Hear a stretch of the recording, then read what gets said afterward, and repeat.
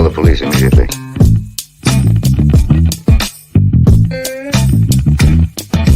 I don't get it. No idea what you're talking about.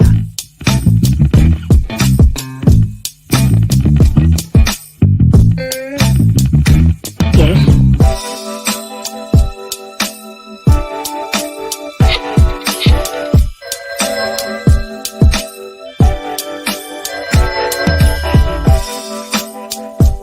Hello? Hi, stranger. I want ham and eggs and flapjacks with lots of butter and syrup and coffee. I'll take the coffee now. Why are you coming from that range?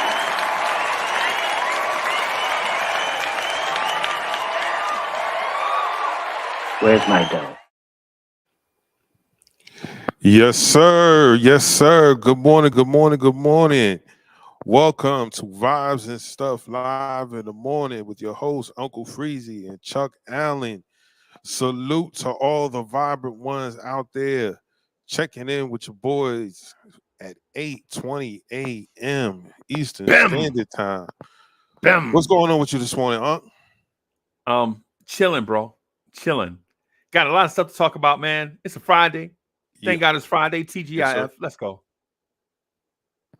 I'm on my Johnny Kemp today, baby. Just got paid. Yeah, Friday man. night, baby. All right. Yeah, man. So what are we gonna start with? We're gonna start with our usual. All right, let's get it. Yeah, what's it? I have. Oh, wait a minute. Let me get the producer on his job.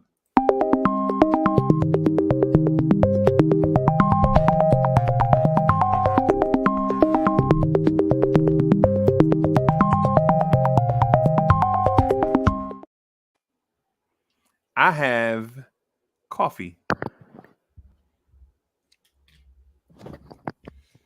I have my usual sparkling water Bim. and some half water, half apple juice. Sweet, sweet. Yeah, man. How's the weather where you are? Oh, wait a minute. Let me do the.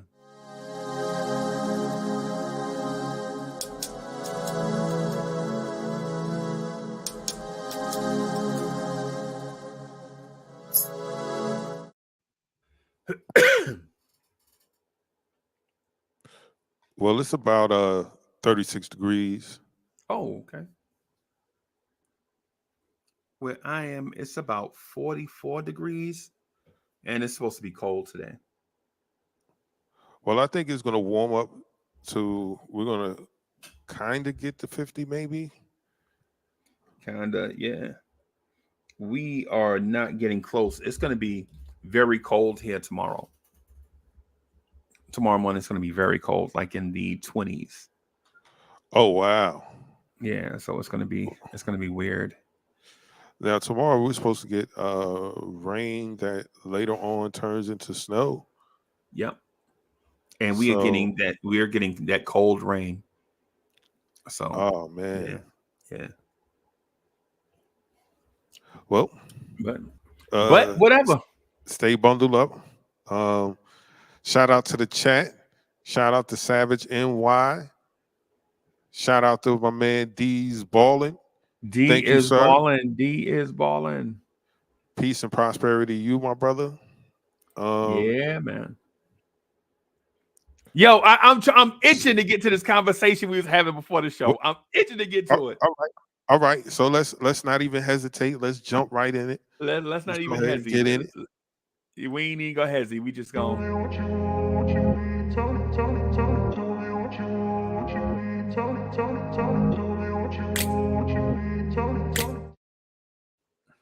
Yo, Lauryn Hill is overrated.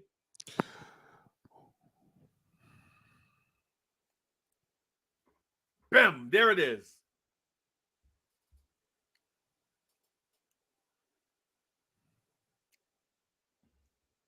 I know what you want to say right here. I do. I know what you want to say right here. You want to say that she ain't overrated, Uncle Freezie. She's a great artist. You know what I mean? She put out 10 albums. She is platinum everywhere she went. I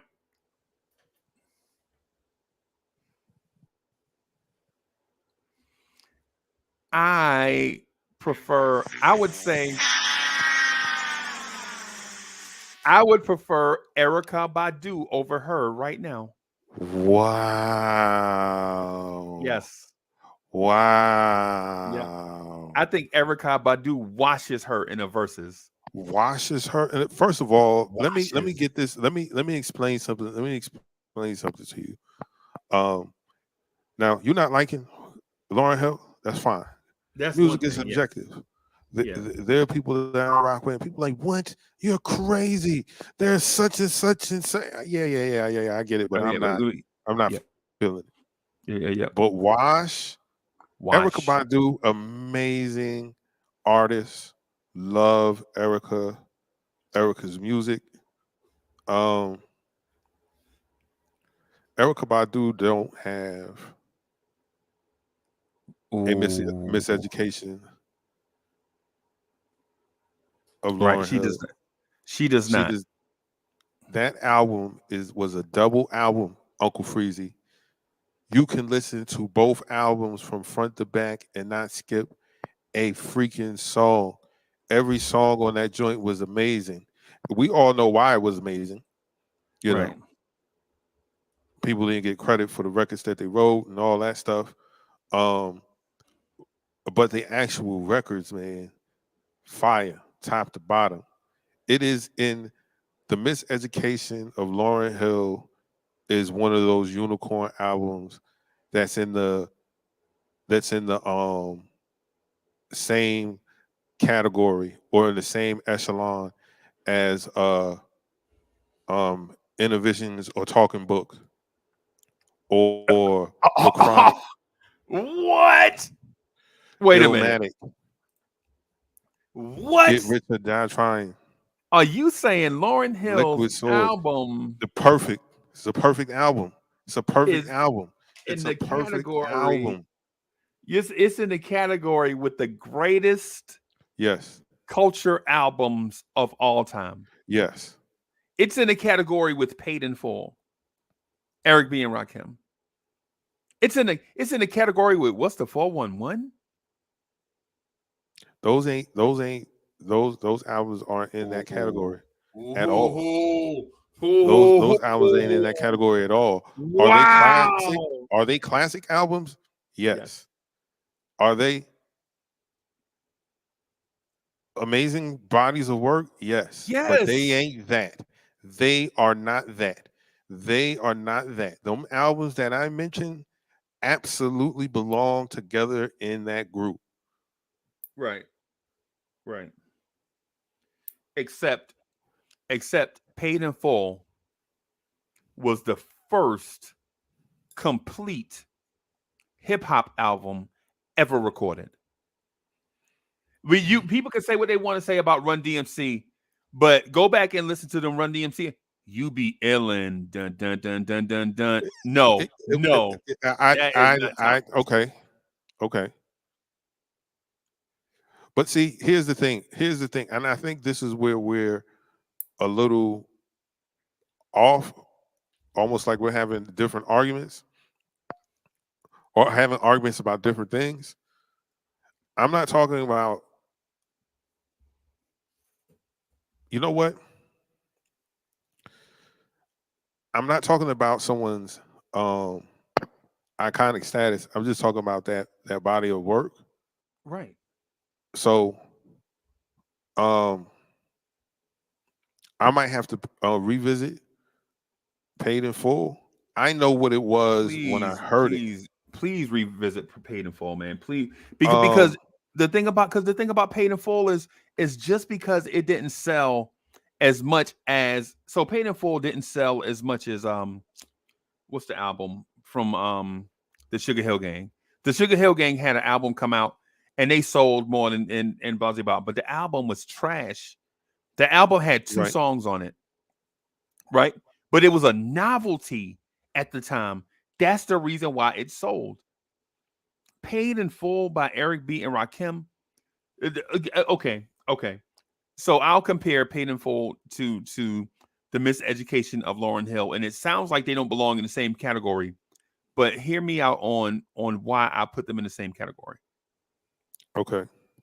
So at the time that both hit the charts, both were completely different from anything you had ever heard on the music scene, right? So Okay. you go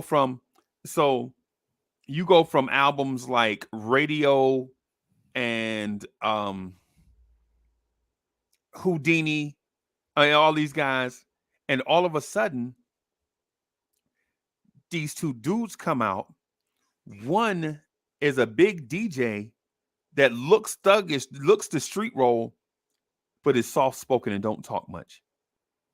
And the other dude is a smooth lyricist that reminds you of jazz recordings from decades before when you didn't have to, because Paid in Full came out during the ha ha ha ha era, right? Yeah, ha ha ha ha, rock the bells. You know what I'm saying? Oh, he came out. You know what I'm saying? I annihilate punks, cut them up in chunks. And this dude comes out thinking of a master plan. It ain't nothing but sweat inside my hand. Just speaking to you, right? Dudes that came along after, guys like people like just random names, people that came after, like Nas, Right. like Jay-Z, Right. came after this. If this Eric B and Rakim album doesn't come out as a trendsetter, then you have Nas like Rock the Bells, right? These dudes came out and they transformed what you heard or transformed what you were used to into something that is the new greatness, right? Without, in my opinion, without Eric B and Rakim, there is no Big Daddy Kane. I'm the smooth operator. You know what I'm saying?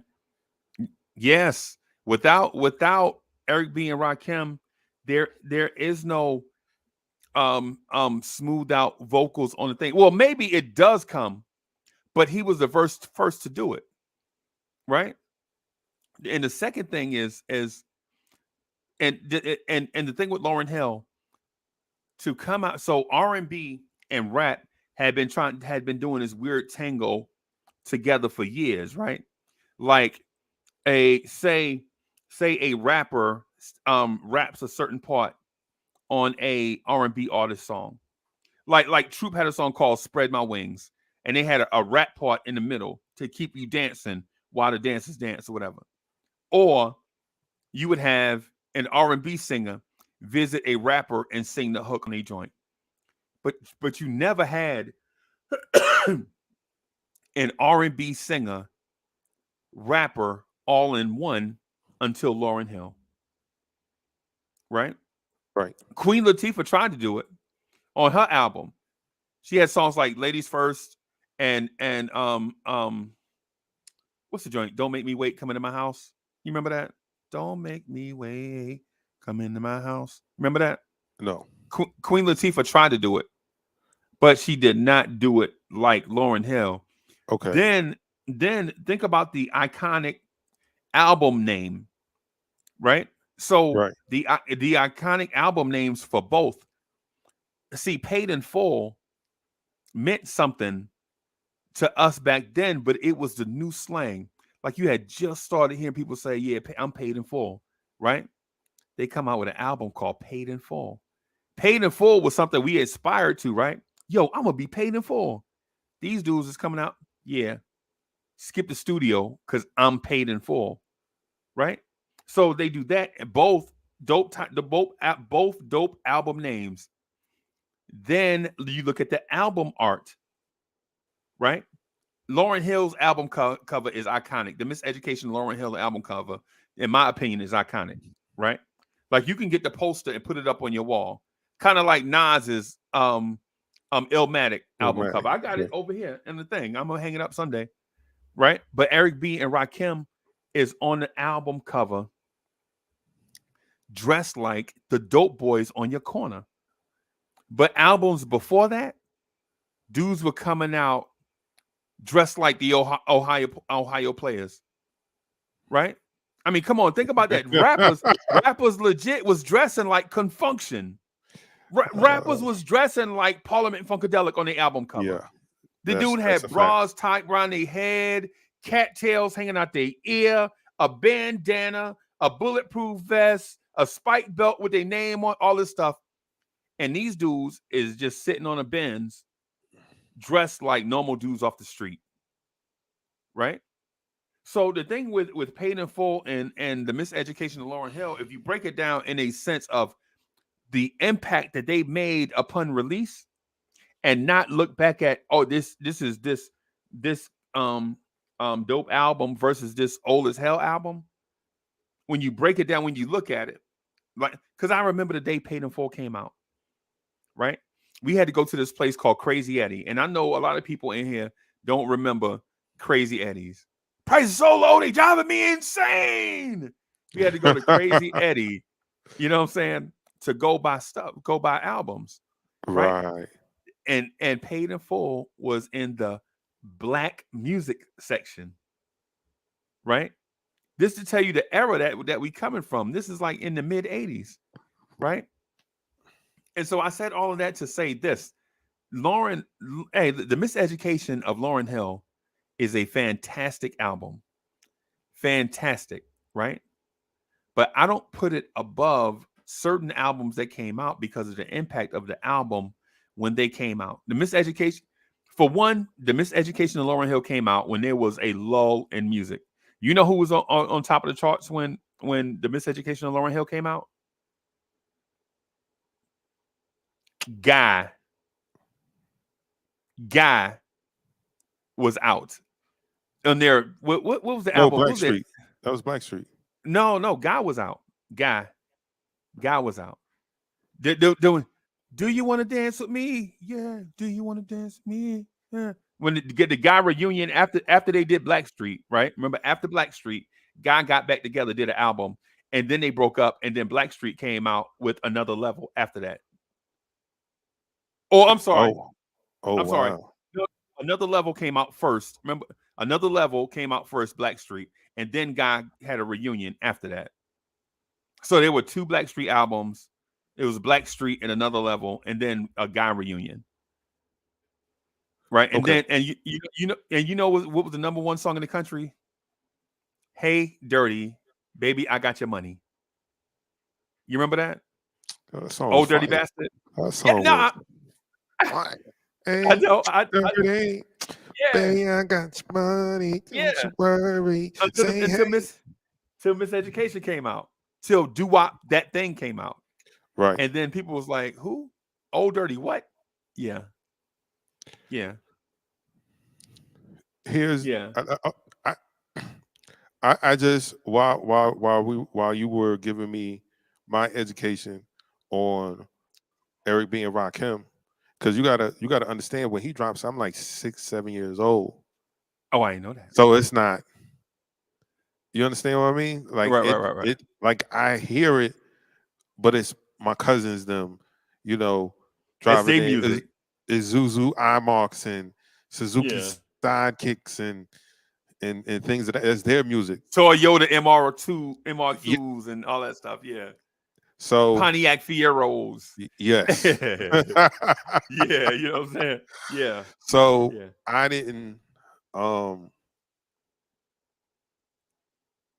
didn't connect with it, but it was one of those albums like, yo, you got to go back and you got to listen for the very things that you say. Without this album, you don't get the people that came behind in that vein, like the Nas's and so forth. So, just looking at the track listing, yeah,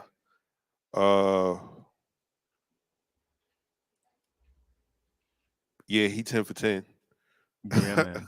He 10 for 10. Yeah, man. I don't know who's unfamiliar, but I ain't no joke. Eric B's on the cut. Yeah. My melody. I know you got soul. Move the crowd. Paid in full. As the Rhythm Goes On, Right. Chinese Arithmetic, Eric Beat for President, and Extended Beats. It is absolutely a not only a Stacked. classic, but it belongs in the category in which I say it did not. Because it's just, I can go back and listen to those songs and I feel like those songs are dated Or have because aged. or Right. aged. Right. Redman is one of my favorite rappers of all time. Right. But if you go all the way back to like Time for there's some action.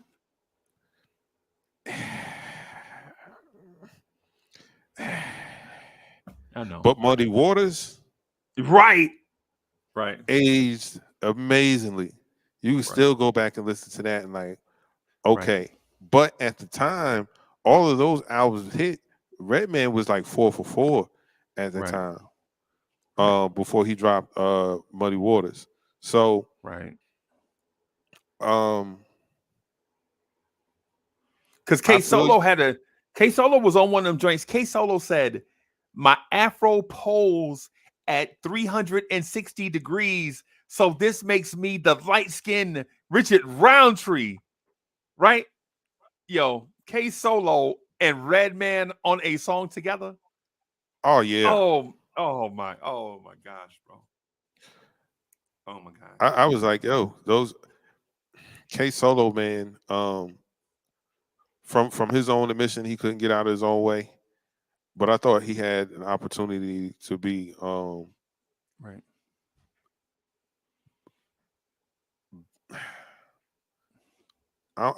maybe one of the greats, but Yeah. definitely have a better career than what he did. Yeah. I think beef crew beef messed him up too. When they had to pick Yeah, the sides. Def Squad and Hit Squad. And Hit Squad, yeah. Das Effects and K Solo chose Parrish, and Keith Murray and Redman and I want to call him the Jamal and Malik. Jamal and Malik. Yeah. I forgot what their name was. The Youngsters? No, not the Youngsters. No, not the Youngsters. It was something. I forgot what their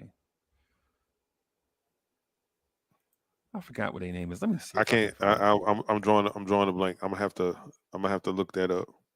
Illegal. Okay. Illegal. Back in the day when I was a teenager. Ha ha ha. Okay. And the sample is a Tribe Called Quest sample. That's Q-Tip voice. Back in the day when I was a teenager, I didn't have a thing and I didn't have a pager. That's Q-Tip. Real King was good. But anyway, Lauryn Hill, the Lauryn Hill thing. The Lauryn Hill thing, man. I understand where you're coming from, man. I just think she's a touch overrated. I think she had the perfect timing to shine because people were tired of the two extremes. Like it was like this stupid East Coast, West Coast beef thing going on. Right. There was like this extreme, if you don't sound like Nas, you whack thing going on. You got people from the South trying to come up and make music. And they like, who that is? Oh, that's just my baby daddy. Remember that dumb type of joint? Yeah. You know what I'm saying? Yeah. So you got yeah. You got like the groups are coming out like 112 and a Law and all these groups are like coming out around the same, and people just, you know what I'm saying? So there was no dominant thing on the airwaves. You know what I'm saying? And so Lauryn Hill was the perfect mix of all these things, just street enough to be credible, right? Right. Just can sing just enough to be considered a singer, can rap just enough to pass for a dope MC, right? The music was eloquent, like the music for her joints is not the old Def Jam style kick drum, heavy guitar. It was Right. actually music that she rapped on. Right. Like when you hear X Factor, what do you think? When you hear X Factor, and you like, dun, dun, and she just coming in, all it was so simple then. And you know what I'm saying? You like, this is so Oh, soft and so subtle. simple. Yeah, yeah, yeah, Yeah. yeah. You know what I'm Yeah, saying? yeah. It's like if Gladys Knight was a rapper. You know what I'm saying? That's Okay. yeah, you know what I'm saying? So it was just, S- I'm sorry. But okay. I'm with you. I'm with you on all of that. And some of that stuff has to happen in order for you to become or to be considered iconic. Like Right. your rise, like there wasn't a path there. There was a path there, but it seemed like no one could go that route. And then Right. you're just the perfect person to go that route Right. because I said the same thing about like a DMX. Like in Right. hip hop, there was a void of Right. a certain energy after Tupac died. Yep. Now, in Yep. no shape and form am I comparing those two. They're totally different. But the energy But people is like that style, that right energy. because People they like that because energy. he wasn't crazy. Had to think about metaphors straight to the point. Uh, he was vulnerable and charismatic, so he At the was same able. time. Like it was hard. Like it was hard for him. He got it his own way. Like it was like, dude, there were grown men at the hardware store getting chains with big master locks Yeah. on them. Everybody and they Growling mama. for nothing. It's grown men in the line at McDonald's talking about for nothing. Hey man, your You dog having 40. puppies? Yeah, right. Like Right. like nobody wanted pit bulls at the time because they had such a negative stigma on them. Right. And people will find out you have them. Oh man, you better tie that on. You better put that You better not put that even away. walk past this house. Yeah. But then everybody and their mama was getting them. Yep. You could Yep. literally And go to the flea market and it was a dude selling pit bull puppies. pit bull puppies. Yep. And you know what? And I ain't gonna lie to you. Um um a lot of people had entered that lane that Tupac vacated. Cause you saw Ja Rule in that lane Yeah, doing Ja Rule had jumped in that lane. You remember Tupac had this song called I Get Around, right? Remember that? right. I Get Around by Tupac came out Yeah, like 93, 94. And Ja Rule jumped into that I Get Around lane, right? Every time you saw Ja Rule, somebody was singing his hooks. You know what I'm right, saying? Somebody was doing. But the Lauryn Hill thing is it was a 20 car pileup in music, right? And she was the 21st car. So she made it through safe, right? right, That's basically how, you know what I'm saying? It's the same thing with Eric B and Rakim, right? It's a 10 car pileup right, and they are the 11th car. Because at the time they came out, it was so much music on the radio, but none of it was um next level. right, I'll name some groups. Um the Treacherous Three couldn't get out of their own way. They couldn't make dope radio tracks without using an R&B track. Dr. Jekyll and Mr. Hyde, right? Right. All these groups is out, right? And then, excuse me, and then Eric B and Rakim come out, right? Because I remember the first time I heard this song called My Melody on the radio, right? I hear the whistling thing, you know what I'm saying? I'm like, oh, wait a minute. This is a soft, subtle thing. And then the rapper comes on and says, I take 7 MCs and put them in a line. I yeah. take 7 other brothers that think they can rhyme, and it'll take 7 more before I go for mine. Now that's 21 MCs ate up at the same time. And so he does that, right? And I'm thinking, okay, what did he just say? I press rewind. I hit play. It takes 7 MCs, all these things, right? And then I go back to a year earlier and I'm hearing a hip hop, the hip it to the hip hop, you don't. And so I'm like, okay, all right. This right here is the new wave, right? The new style. 2 turntables and a mic. You don't need 7 mics on stage, everybody choreographed dancing and coming back to the mic and saying 8 bars and then spinning off and then somebody else coming.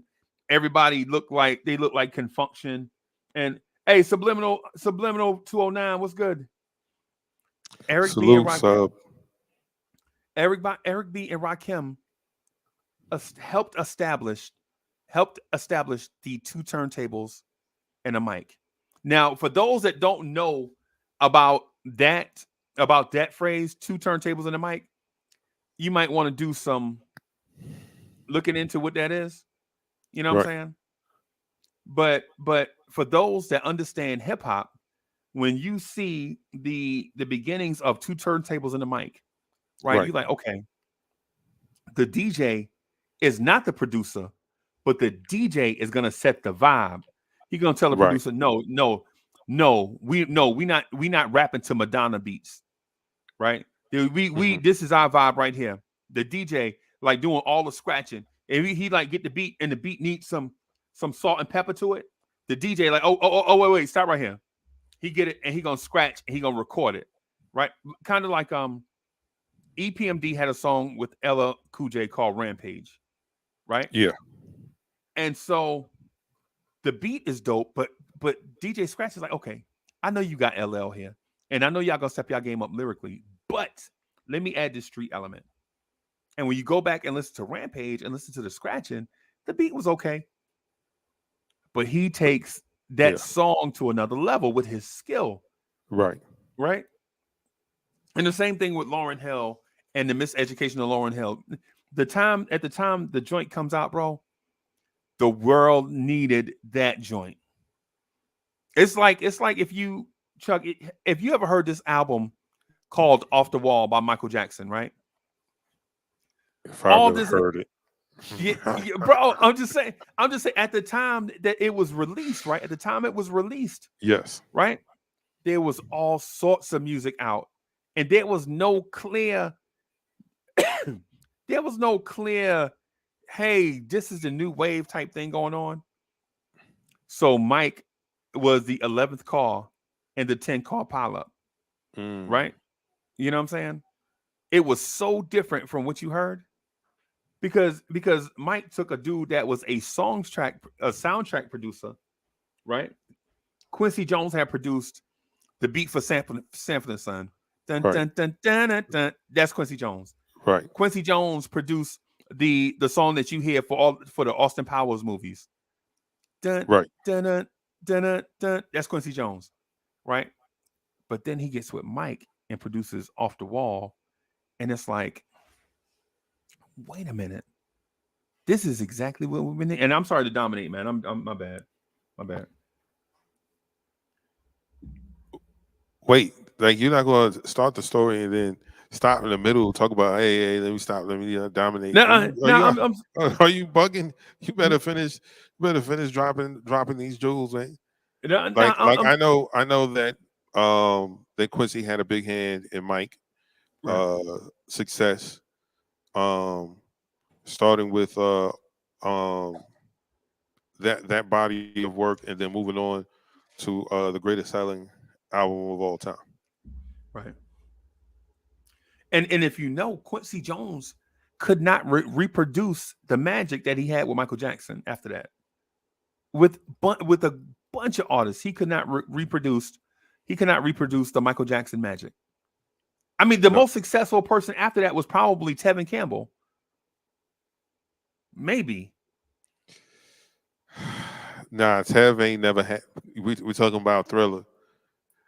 I love Can We Talk? and Yeah. the joint that Prince wrote for him. But Right. But nah, he ain't. No, he nah, ain't. No, I ain't. I'm not saying that. I'm not saying that. I'm talking about. I'm talking about turning somebody into a. Well, yeah, you're right. He just couldn't recreate it. shout out G Robinson. Lauryn Hill is one of the best, if not the best lyrically as far as females. I'm gonna disagree with you. I'm gonna disagree with you. Right. I'm gonna disagree with you. MC Light said. So MC Light said, and I hate doing this. Right. I have this thing where I can quote the great American poets. Right. Hmm. Right. I can say their verses right off the top of my head. MC Light said, "You can cha cha cha to this Mardi Gras. I'm the dopest female that you heard thus far. And I do get better. The voice gets wetter. Nobody gets hurt as long as you let her do her thing with the 89 swing. The dopeness I write guaranteed delight. She's the uptown maniac, the something brainiac in full effect. MC Light is back and better than before, as if it was possible. My competition, you'll find them in the hospital. Visiting time, I think, is on a Sunday. But wait, you only get one day to shine. The rest of the week is mine. And I blind you with the science that the others have yet to find. So come along and I'll lead you the right way. Just clap your hands to the words I say." MC Light said that, bro. She wrote that. Lauryn Hill said, "You might win some, but you just lost one." You're terrible, man. Get Yo, out of you're here. Get out of terrible. here with this Lauryn Hill, bro. Uh, Yo, Lauryn Hill said, "You might win some, but you just lost one." Really? Come on, man. Don't do that. Don't compare. Don't compare Lauryn Hill to the greatest female lyricist of all time. Cause don't do that. Just say she was nah, good. Let's just say she she was good, right? she was okay. She's not better than Queen Latifah. She's not better than MC No. Light. I'm not sure if a lot of you heard of Jean Grey. Jean Grey Yeah, rap circles oh around dudes. oh. I've heard her give Most and Talib those the business. Yes, yes, yes. She is no What's joke. our girl? What's our girl from What's our girl that was with Buster with Flip Mode Squad? Rod Digger. Oh, Her, get out! Oh, her and Lauren. Yo, you was knocking Lauren, but her and Lauren on that Fuji's meet the what was the Flip Mode? It was John Forte on the record. yeah, yeah, Uh yeah. Lauren, Rod Digger, uh was Rampage on that record? I think so. I think it was all of them. It was yeah. It was a yeah, yeah. I Rod Digger's think no joke. Rod Digger. Um, I ain't gonna lie to you. I think the brat will the brat in her prime. She doesn't get enough respect Right. she deserves. I remember when I heard Functified, and I was like, Yeah. "What the What? is this?" Wait, Right. hold up. Y- So Yeah. Yeah. Functified. Yep.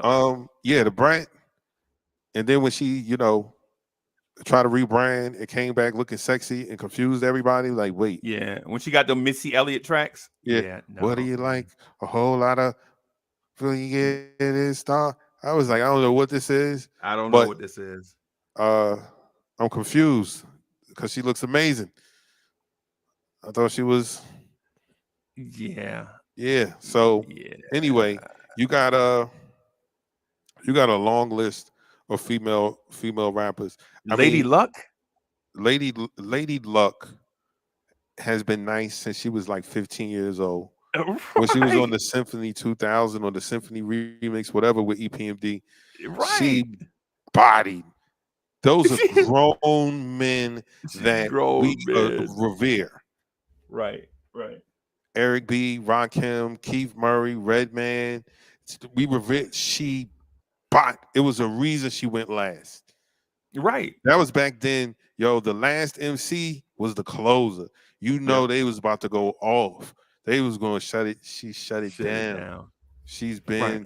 been nice. Now she might not have the body of work that most people would be familiar with, but go watch her battle rap. Is- Listen to some of her free. Yo, that girl is, man. Her and Remy Ma, when they battled over the Remy. pool table, Oh, hey, classic. man. And Bro. Rim was raw Rim at that time. Right. Right. That's classic, man. To anybody who don't, nah. Yeah. Yeah, let's not put Lauryn Hill in that category, bro. Let's not put Lauryn Hill in that. Let's put Lauryn Hill in a category with Salt and Pepper, Okay. right? Because we don't even want to put Lauryn Hill in a category with Moni Love, right? No, not even Moni Love, bro. We want to put Lauryn Hill in a category with just Salt and Peppers.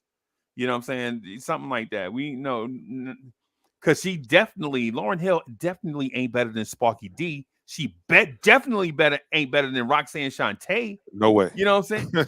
No way. You know what I'm saying? So it's not a generational thing. It's not a current thing because she ain't better than Rhapsody, right? So let's not. Did you hear her verse on that? Yo, Yes, yo, I'm sorry, but she washed K Dot on that record. Sorry. right, So, right. That's that's what why I'm he got her. saying. That's why he got her. That's why he Right, got her on the record. Like, man, listen, when it comes to feedback, like I know certain artists have been promoted more. right. Yeah, Yo, come on, man. yo, MC Light has a diss track for Antoinette, right? And I listen to it often. The name of the diss track is called "Shut the F Up Ho." It's on Eyes on This, right? Oh my god! If I'm Antoinette, every time I see MC Light, we fight. Ember. It's like Nas and Ether. Every time Wow. I see that man, we gotta fight. Yeah, You know what I'm yeah, saying? yeah. So yes, what she did, what MC Light did to Antoinette. And Antoinette went. They used to call her the boss, right?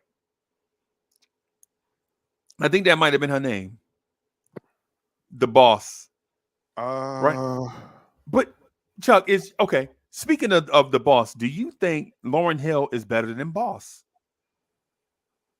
Remember, Boss had the platinum album ah, or Lady of ah, Rage.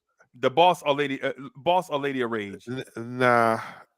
If we're talking about rapping, Right, no. rapping, And that's strictly why I'm rapping. like, G Robinson, salute to you. Thank you for coming through. Bro, that's what we're talking about, rapping. You can't Yeah, name a top artist lyrically that has just one lane. You're naming females who are only gangster rappers. no, no, Queen that's not what Latifah we're is a doing. gangster rapper. No, Moni Love. No, Rhapsody, Jean Grey. Rhapsody. Right. I don't think you know who these people are to be saying that. Maybe we named him after he put that comment in there. That might be what happened. Okay. Yeah, we might have named him after he put a comment in there. So, but my point, but to Chuck Allen's point and my point too, I agree. She ain't better than Mia X. No. No. Her verse on Make Him Say Right. No. No, let's just take the Fugees as a group and say as individual rappers, they not really better than, let's just say they're top 1,000. Okay. Respectfully, I'll say all three are top 1,000. But I'm not saying they top 5, top 10, top 50, top 100, top 500, right?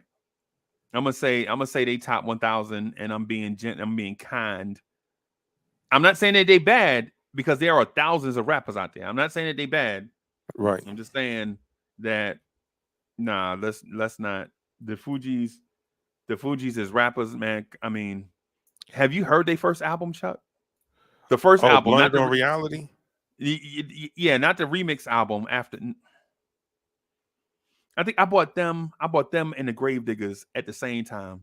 Was it the Gravediggers? I think I bought them and somebody. It might have been the The Gravediggers. Gravediggers. You was Might, into horrorcore rap. yeah, bro. No, not really. But I'm saying I wasn't even into the Fugees, right? I don't even remember. All I saw was the hype in these magazines, and I bought the album, and I was like, yeah, maybe I should have bought that OC album. You know what I'm saying? Oh, I would say Blended on Reality is not. Um, it's not a good album. That's why it didn't sell. Right. But I think what they did was go back and become musicians who rap, Right. because that essentially what Wyclef is. Right. He's a musician by trade. He just happens to rap. Right. And once they leaned on that, because think about all of the. And Proz was a great writer, but he couldn't deliver. He didn't look like because when you hear Lauren's lyrics, like you're like, okay, it's something here. And then when you hear him say his own lyrics, you're like, Well, hey, you must be late to the chat, my brother. I know exactly what we're referring to. We're referring to rapping, not her as a complete talent. We're talking no. about And her so rapping ability. yeah. And so the thing we're talking about is this: when all the ingredients come together, we're saying that is pitch perfect. We're saying the Miseducation of Lauryn Hill is a great album when everything comes together. Oh The yeah, singing, the rapping, the music, the timeliness of it, the content, the subject matter, all of that stuff come together. We're saying is great, but we're saying as if she had to live a life of a rapper only, we wouldn't Lauryn Hill wouldn't survive. If she had to live the life of a singer only, Lauryn Hill wouldn't survive. But you mix the R&B and soul and hip hop and great orchestration, great subject matter, all this stuff. Like because the thing is with the Lauryn Hill album, like I give you an example, the song To Zion, right? Female yes, rappers are out here talking about shooting guns with other dudes. Blah, blah, blah, blah, blah. Lauryn Hill is talking about how she pregnant and she's singing to her belly. right, The baby ain't even born. She knows she having a boy. She's singing to her belly with the boy inside, right? About how she gonna protect them and how she wants him to grow up to be a great man, right, right? So there's a that's what I'm saying. That's what we getting at. The subject matter, the content, all these different things is what made it touch the heartstrings of women, right? I mean, it's a lot of stuff that go into. Y'all get it, yeah, right. yeah, I'm not. I my stance on this, as all the people that are starting to come in, the more people coming in. Salute to all y'all. Thank you for joining us here on Vibes and Stuff in the Morning with your right, host right, Uncle Freezie and Chuck Allen. right. We're Salute, talking about Lauryn Hill. Uncle Freezy said that she was overrated. very Um, I believe that the Miseducation of Lauryn Hill is a unicorn album, right. and it belongs in the category with some of the greats. Unc disagrees with me. No, I don't.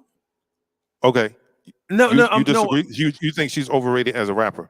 Okay, no. I think Lauren Hill is overrated as a performer.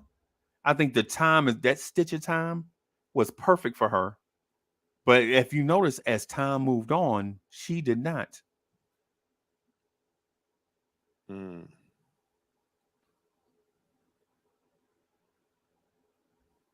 I'm just saying. Erykah Badu, who came out just about the same time, not exactly the same time, but just about, Maybe like a year or moved on. two after. Yeah. She was able to move on as the times changed. You know what I'm saying? I think but I also think because see, now we got to get into a little bit of the darker side of that project, and I don't really want to, you know, but it's public knowledge when she got blackballed, didn't she? Well, yeah, because she didn't pay writers, she didn't give them credit for Right. all those magnificent songs that was on that double album. Like Right. that album, as I said to Uncle Freezie earlier this morning, it don't matter which CD you put in or which tracks you're playing, Right. they all hit from top to bottom. Right. You don't skip any one of them. And Right. as he stated, the subject matter, the things that she was writing about, that she sung about, that others wrote about, Right. um, it just all was just a perfect storm to create, like I said, this unicorn album. Right. I think she's one of the great artists of our generation with that body of work. But when it Right. comes to straight rapping, I will agree that she's a little overrated in Right. that department, because I feel that there are better female rappers, just pure rappers, not a whole as a whole as a talent, but just the ability to rap. Right. Chuck, let me ask you this: have you ever been to a Lauryn Hill concert? No. Good, because you would still be waiting for her to show up, bro. There is nothing more frustrating than going to a concert to see somebody perform. And like, if the concert is running behind, that's one thing. I can deal with that, because the whole time I'm actually seeing people, they just, you know what I'm saying? Say for instance, Erykah Badu and her crew will get into this thing, and then they start going over the song that's usually 7 minutes long in concert. You know, they vibe into the crowd. Now it's 20 minutes long. Mhm. Now, now Anthony Hamilton is sitting on the edge of the stage singing Charlene over and over and over again. The thing is, the concert going over, pushing everybody back. I dig that, bro. But don't Mhm. be on time. Everything on time. Everybody do they set and leave. Everybody do they set and leave. You know what I'm saying? I'll be sure to do his set and leave. And they say, and now for the headliner, Lauryn Hill. Her name is up on the thing flashing. And you waiting 2 hours and 15 minutes for her to show up and not even be ready. You for her to show up. And this is not just my story. Everybody that has seen a Lauryn Hill concert, that has been like, yo, I had to wait 90 minutes for her to come on stage. Yo, I had to wait 2 hours for her to come on stage. It's like New Edition, man. It's like going to see New Oh Edition. yeah, I've been to Oh one of my, their concerts. oh my God. It's like, bro, why are y'all sitting backstage? Come on. Nah, we got to raise the anticipation level, man. People, at so the Lauryn Hill thing in Atlanta, people started booing so bad and throwing stuff on stage. They had to calm everybody down. They had to come. Here she come. Here she is. 20 more minutes. She still ain't there. People like, yo, I spent, and I know $35 ain't a lot of money now, but back then you like, yo, I spent $35 for this. And she 2 hours late. And now, was the concert dope? Yes. Was the girl that you took with you crying? She up there singing with Lauren. All the joy of my work. Your girl crying. She ain't even. And listen, and I know I say some funny things.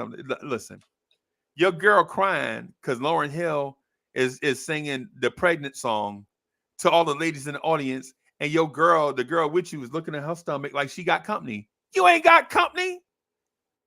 You know what I'm saying? You ain't not. girl, if you don't stop, you looking at your belly like you got company. You ain't got company. Ain't no human in there. You know what I'm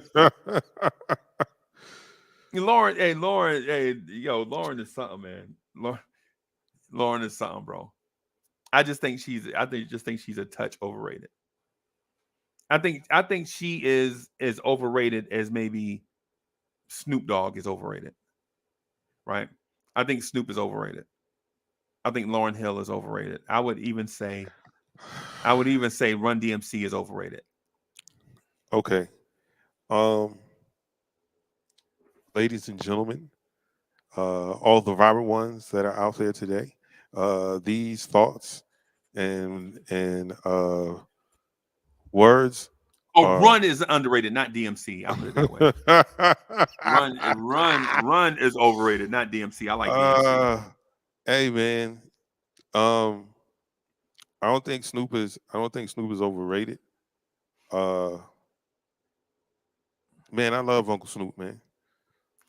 I liked his whole transition Yeah. from Murder Was a Case to doing shows with Martha Stewart. It's a game show. It's Um, a game show. Snoop. yeah, Yeah. like Yeah. Snoop made sexual seduction when he was almost 50. Sexual seduction.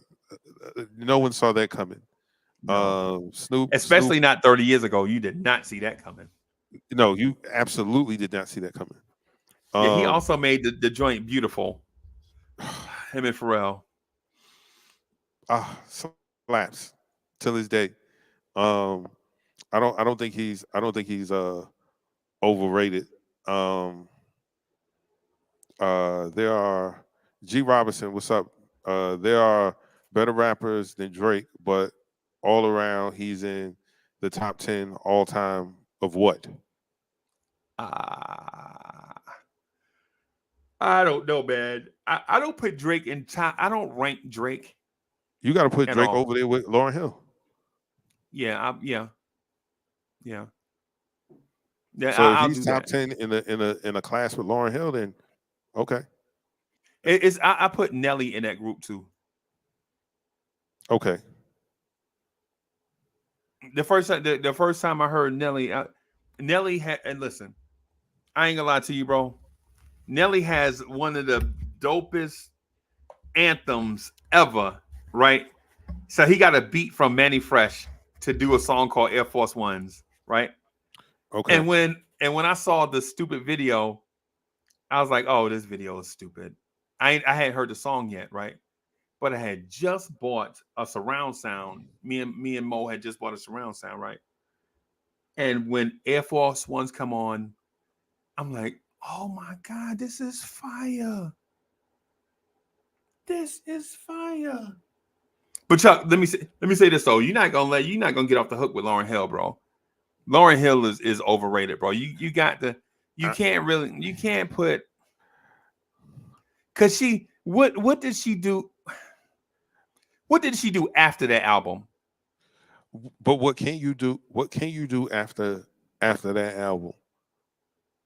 If like like if you are not a Stevie Wonder, if you're not a a Tupac, you're not a um Michael Jackson, then it's hard to have a follow up to probably your greatest body of work.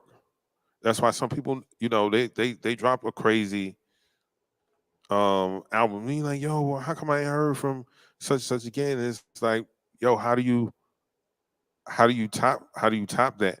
And then, like I said, when you get into the the negative of it, of yo, you got all these people busting their ass writing these dope songs, coming up with these hooks, putting this stuff together, and you're getting all the credit.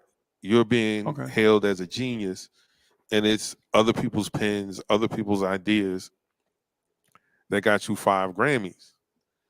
Right. Um, but I brought up certain people like like Stevie Wonder's run is like, come on, man. From the age of 15 till maybe what? You know his career ran parallel with Marvin Gaye, right? They You started know at that, the right? same time. Yeah, in the Really? early 60s. Yes, in the early 60s. One dude was 17, the other dude was 12. Or thereabout. One dude was like 18, the other dude was like 12. Yeah. Wow. Yeah, they career ran parallel, bro. Look at Marvin Gaye albums during the 70s. Like I always when people ask about albums, you know what I'm saying, or they'll talk about great albums, I always say don't Hmm. sleep on Marvin Gaye. Listen to Marvin Gaye's The Trouble Man soundtrack, right? And Yeah. I was blown away by it, right? Because I was watching one of the Marvel movies, and one of the Marvel characters was like, "Yo, if you missed everything, but you got to listen to this album." And I thought he was gonna say Thriller. He said Marvin Gaye, The Trouble Man soundtrack. I almost fell off my chair. I almost fell off my chair, bro. Because it's because it's soul stirring. It's a mix between Yeah. soul stirring and high technology, right? The high technology of the time.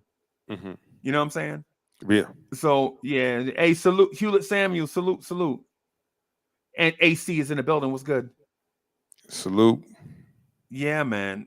Yeah. So the Lauryn Hill thing, man. What I would say to Lauryn Hill fans is I'm not a Lauryn Hill hater. Mm, mm, I, mm. I'm not a Lauryn Hill hater, bro. I'm just saying that she didn't do anything on her own. Her success totally depended on in the beginning Wyclef, the Fugees.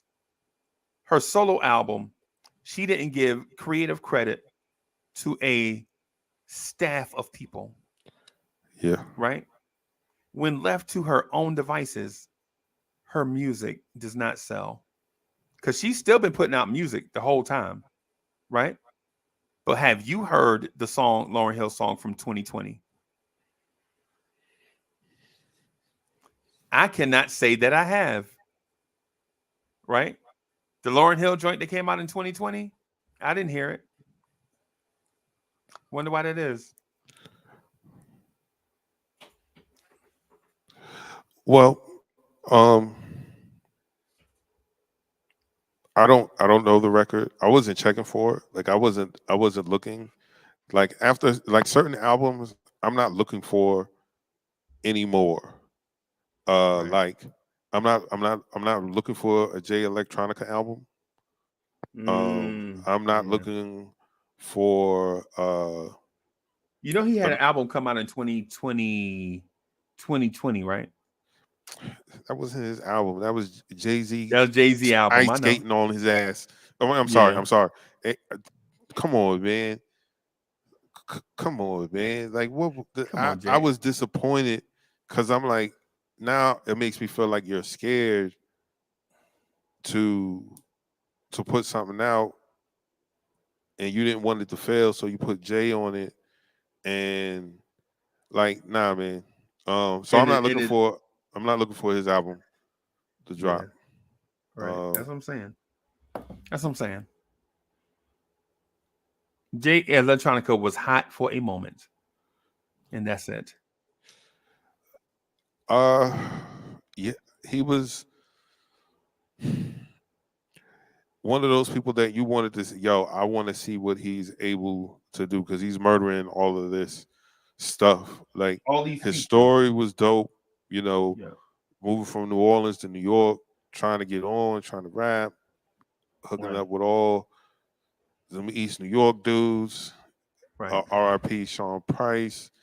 And that's how I got really affiliated with him was like I seen,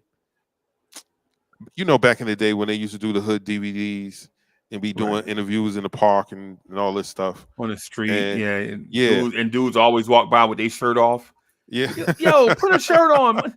Yo, especially in East New York. Shout out to East New York, but somebody tell East New Yorkers put a shirt on, right? And a wife beater is not a real shirt, East New Yorkers, right? That's why you buy it in the underwear section. People, shout out to East New York. Yeah. I say that. I say Shout out that, to and you know. yeah, I say that. I say that, and I probably have 70 wife beaters in the room. 70 wife beaters, you know. But anyway. Oh man. Um. But yeah, man, that's how I became acquainted. I was like, oh, okay, Jay Electronica, and then they all rapped, and I was like, oh, okay, this cat nice. And he from New Orleans. All right, you could kind of hear the New Orleans dialect a little bit. Right. But he nice. He is nice. Again, I'm not looking for an album from him. Um, everyone's saying there's new music coming for Dr. Dre. I don't believe it until I hear it. Yeah, I don't want to hear 60-year-old rappers. No, thank you. Why not? Because the hunger is not there. Dr. Dre is a billionaire, right? There's a certain street hunger. There's a certain hunger that you have to have in order to connect with fans, right? Yo, I don't want to hit, honestly, like I don't like with me, I never liked flossy rap, right? Like even that's the reason why I'm not a huge Jay-Z fan. Jay-Z said one of the dopest rhymes or lines you ever heard. He said, while you spit that Wonderama, me and my conglomerates shall remain anonymous, caught up in the finest. So as soon as I heard him say that, I'm like, okay. So he's been condescending off rip because he's rich and others are not. And I'm not a big fan of that. You know what I'm saying? But that's my preference. I'm not saying that everybody should, you know what I'm saying, acquiesce to what, you know, to my preferences. You know what I'm saying? I respect what others like. Speaking of that, just to continue that conversation about the flashy rap, that wasn't that was frowned upon in rap culture and in hip hop. The flashy, like 97-ish, when they was doing the shiny suit the shiny era. suit era. Yeah, man. The Roots was dissing it. Yeah. With the things we do. Yeah.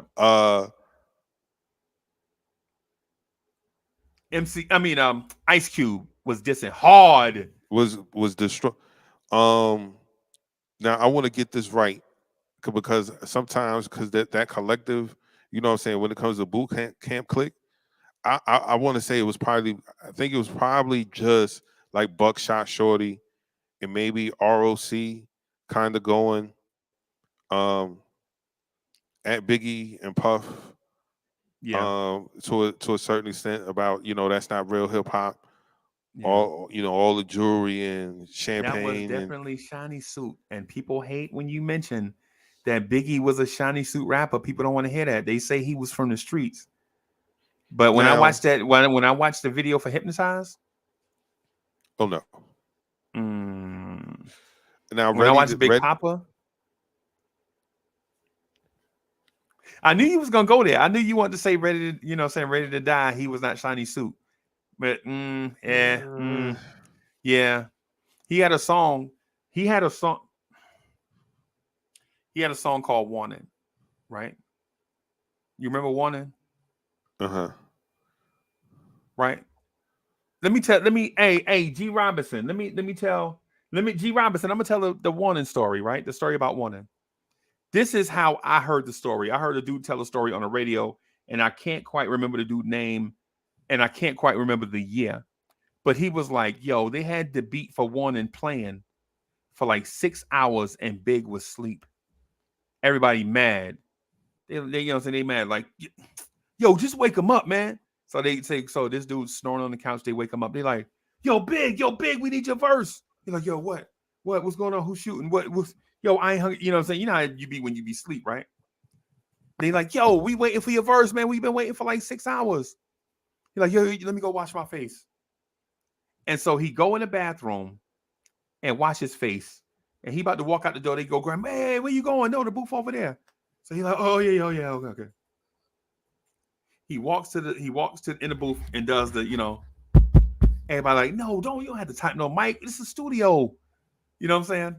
So he like the dude point at him, like, go. And Big in a sleepy grog says, who the F is this? Paging me at 5:46 in the morning, crack of dawning. Now I'm yawning. Wipe the coal out my eye. See who's this paging me and why. Right? And goes on to the rest of the song. Nothing written down. Woken up out of a sleep. Does the whole thing in one take. Goes back on the couch and rolls up a blunt, smoke the blunt, and go back to sleep. And everybody in the studio was like, yo, did you just see that? Yeah. Amazed. Yeah. This dude is half asleep, walks up to the thing, first time hearing the beat, watch his face, walk in the booth, and says, who the F is this? Paging me at 5:46 in the morning, crack of dawning, now I'm yawning, wipe the coal out my eye, see who's this paging me and why. It's and does the whole from the barbershop. Yeah. In the gambling spot, heard the intricate plot. I just want to stick me like fly paper, neighbor. Slow down, love, please chill, drop the caper. Yo, it was, of course, 10 Crack Commandments. I rock with it. Yeah. And yo, did you know the mix for that? The mix from that is Public. Can you put it right there? The mix for that is a sample from Public Enemy. Mm-hmm. Is from not Bring the Noise. It's from Favorite Black Planet. I forget the name of the song. I think it was a little earlier than that. I think it was on Chuck D said 1, 2, 3, 4, 5, 6, 7, 8, 9. He said 1, 2, 3, 4, 5, 6, 7, 8, 9. Something. And he and that's where they get the 10 Crack Commandments sample from. Okay. So is the Locks a shiny suit rap? AOG Robinson, yes. Puff tried to make them into shiny suit rappers. Go watch the videos. They had on those stupid suits. If you think I'm Shiggy, come on, baby, and they got off a Bad Boy. Yeah, exactly. No, G Robinson. No, what I'm saying is Bad Boy was a shiny suit label. It's why Craig Mack didn't like it when he was there. Craig Mack, he was like, yo, this is corny, man. You know what I'm saying? They trying to get me to be, and these dudes were street dudes. These dudes was off the street. I don't want to call Notorious B.I.G. a shiny suit rapper, right? I don't want to do that. And so if I said that, let me recant. Well, if they were doing shiny suit rap, then what? I mean, yeah. And so I don't want to call the Notorious B.I.G. a shiny suit rapper, but you did see the Hypnotized video with speedboats, right? You did see the Mo Money, Mo Problem video. It started off with a scene on a golf course. I'm just saying. Like it was the shiny suit rap era at that time. Like Will Smith was getting jiggy with it in aluminum foil suit. Jay-Z was doing the same thing. He was on Def Jam when Jay-Z was on. Wasn't Jay-Z on Sunshine? Go watch that video. Oh, my stomach hurting. They tried to recreate. Ridiculous.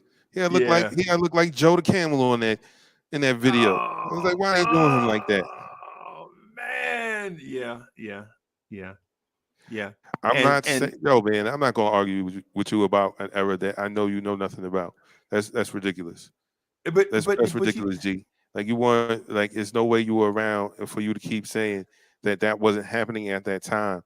We got to stop revising history on at the same time, Chuck, the Miseducation of Lauryn Hill was released, and so lightning in a bottle. So lightning in a bottle, like all these weird trends are coming out. Like R&B singers are trying to be hard. Yo, you remember this song called "Get It On Tonight" by Montel Jordan? Yes. LL and they're like, "Shorty, you must have lost my number. Fell into a deep slumber." All this stuff, right? You know what I'm saying? So you like, yo, what's going on with all these weird styles, man?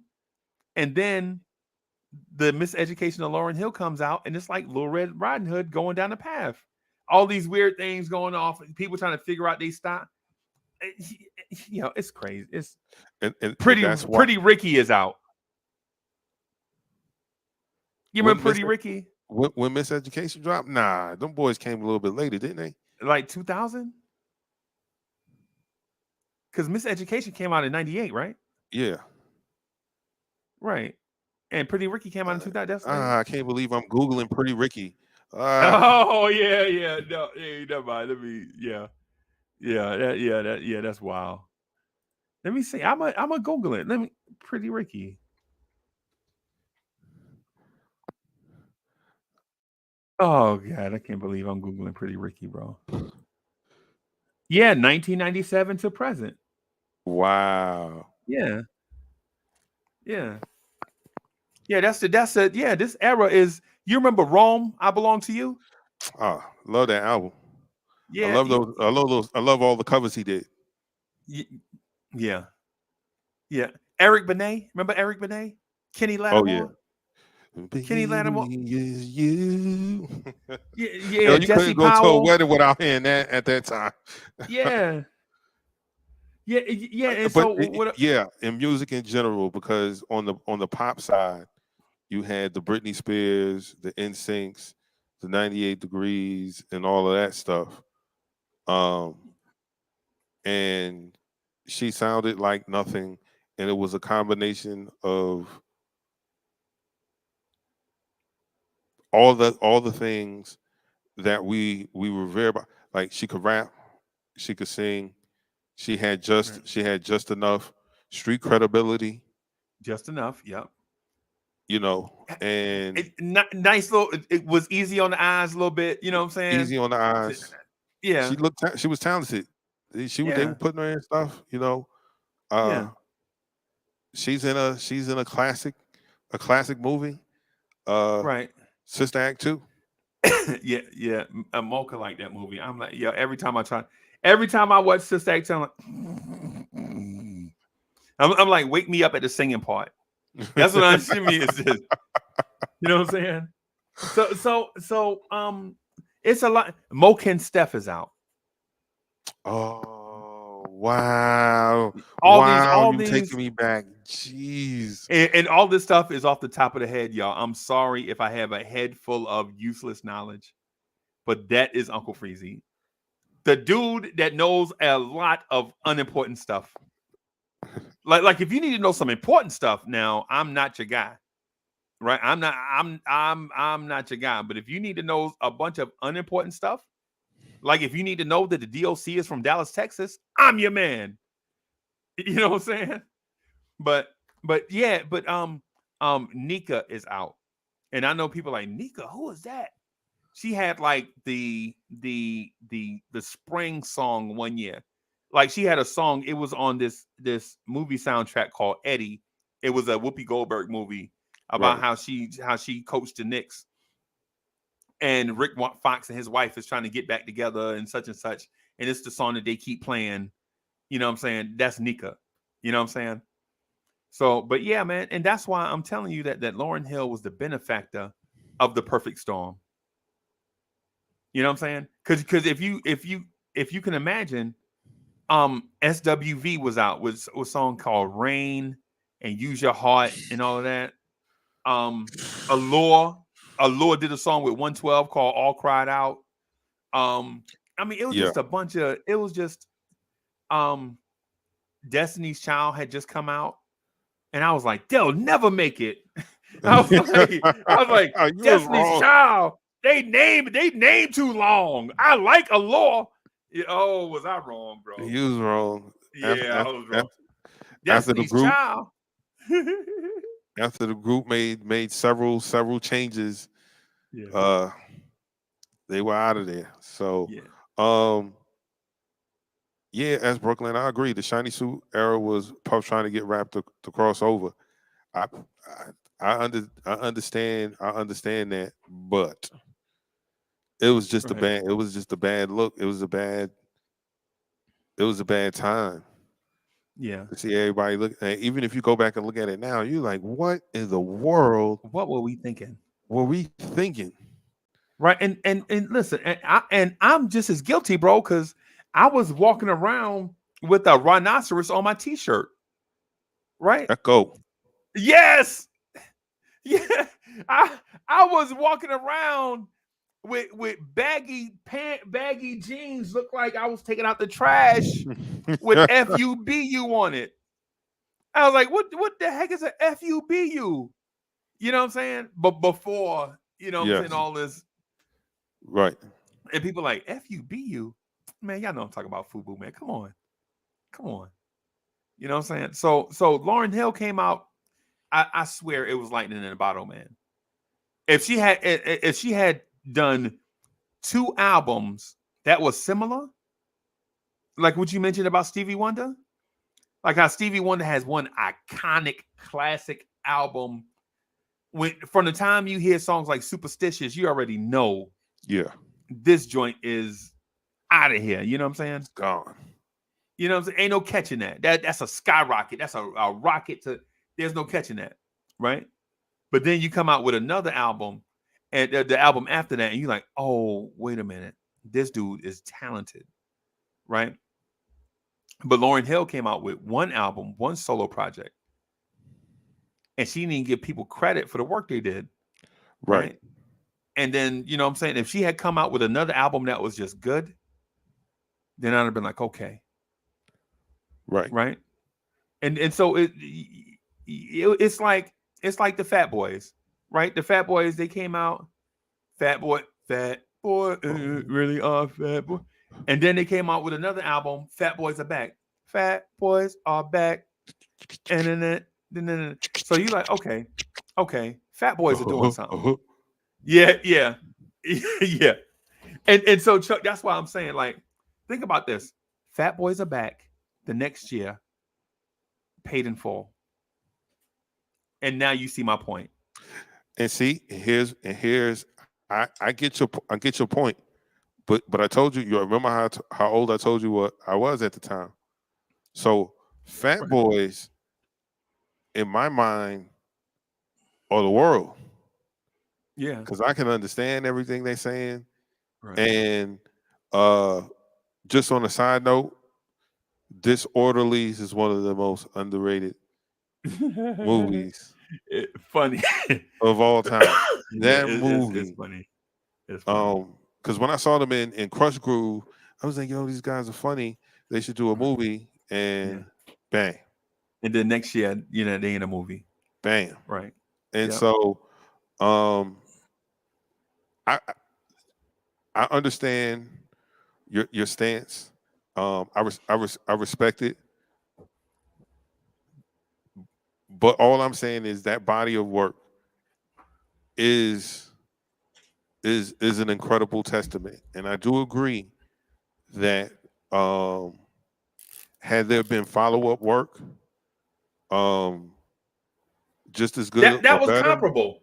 That was comparable. Right. It didn't have to be 4 times platinum, right? But if it went platinum, I could say okay. You know what I'm saying? It's right. It's like I made this mistake one time. I was like, yo, this kid Prodigy is the future. He don't need nobody but himself. All he needs is a beat and he'll change the world. And I listened to Prodigy solo album and I'm like, no, he need Havoc. Where's Havoc? My beat is Havoc and Prodigy and not Prodigy by himself. Yeah. Yeah. And that also separates the good artists from the great artists in their follow-ups. Right. Because like let's take a Nas for an example. Right. You drop Illmatic. Right. And then your follow-up is It Is Written. And it's argued between which one is the better album. Right? And then after that, you drop I Am.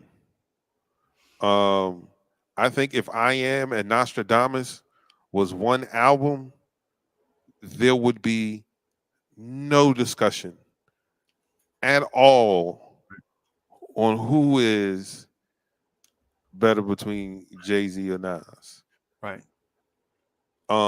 Big is different, Pac is different, because to go from All Eyes on Me is 19 tracks. Yep. Fire from top to bottom. Yep. Ready to Die, 19 tracks. Crazy from top to bottom. Then Right. you have a Biggie coming with a Life After Man. I still on that album, no lie.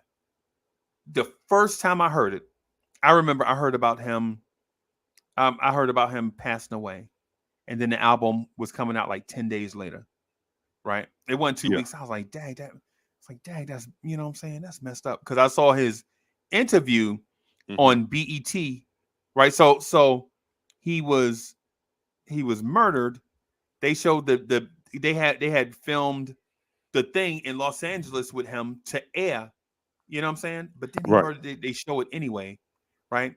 And I'm like, golly, man. So I felt compelled to go buy the album because usually I wait. And because what happened with me is I bought several albums, rushing to the store to go get it, standing in line, and you get it. You like, What albums are those? Pause. Let's put a pin. What albums were those? The Firm.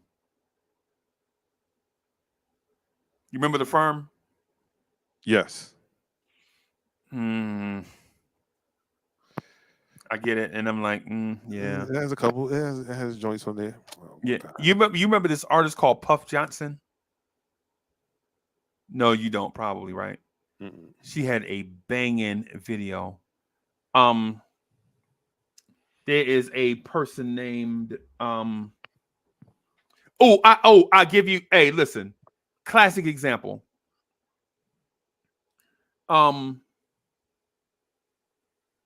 There are like 3 dudes coming out at one time.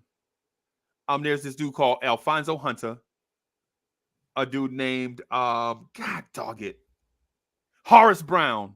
It's Horace Brown, Alfonso Hunter, and a dude named Donnell Jones, all coming out at the same time, right? Okay. And everybody is like, yo, that Horace Brown joint gonna be fire.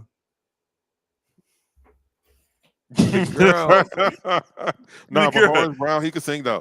He can sing though. If I see him, he owe me $18. That's all I'm saying. Donnell Jones was out of. Yeah, because while they telling me, they playing the Stevie Wonder remake by Donnell Jones over the PA system. You know how you go in the music store, they be playing random tracks. They just playing like they got a mixtape and they just playing random tracks. Yeah. And I hear Donnell Jones. I see you in the park. When the day, imagine it. All he's singing redoing the Stevie song. Right. I'm like, I ain't in that. You know what I'm saying? I ain't get no Donnell Jones. Donnell Jones, what kind of name is that for R&B singer? You know what I'm saying? And so I get Alfonso Hunter and Horace Brown, and because I'm on a budget, bro. Remember, I'm broke back then. I'm broke, right? Oh yeah. Everybody broke back then. So I buy the Donnell. I buy the Horace Brown, and I get the Alfonso Hunter, and I am so mad when I get home. So mad. Another example. I have 2 CDs in my hand. One is this group called Mint Condition. I ain't never heard of them. I heard they song, "Are You Free, Girl? Oh, Yeah. free." And then the other is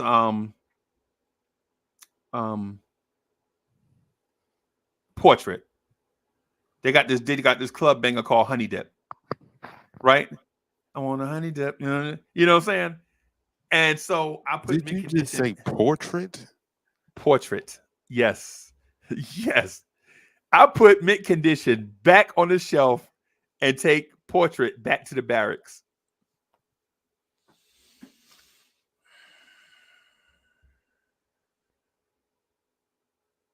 I'm still mad.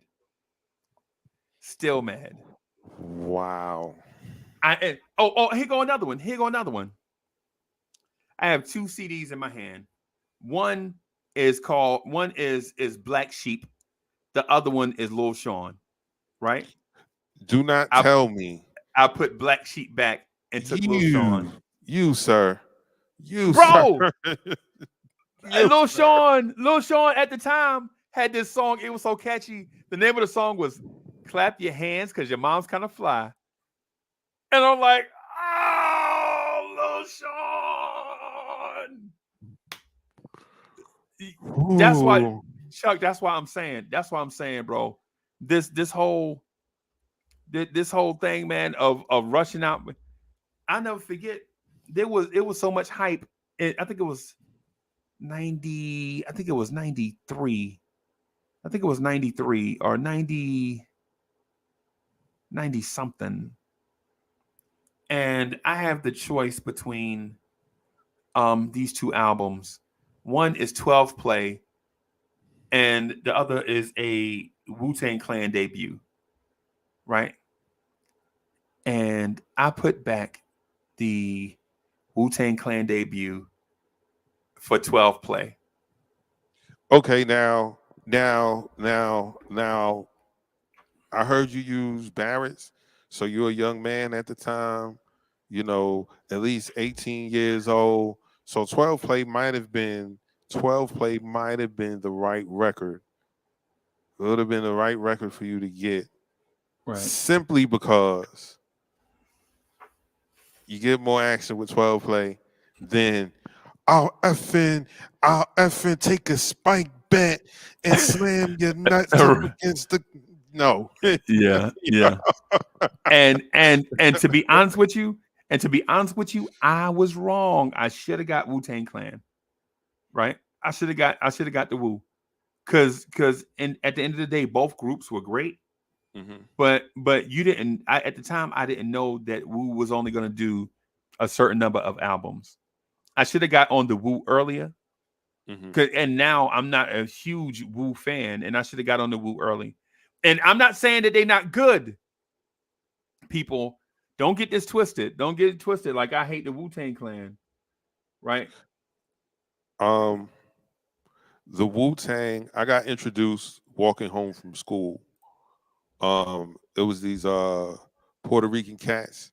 They used to DJ. Like they had the big Serwin Vega Oh speakers. wow! Yeah. That's a That's name. crazy. If you into pro audio, car audio, then you Right. know about Serwin Vega Yeah, speakers, the red and black joints, right? right. And so they had these big, gigantic, speakers out on their balcony, and right across from their house was this like corner store that we go in. It had Mortal Kombat, Street Fighter 2, and it was like the knockoff version of Street Fighter, where it was like all the same characters but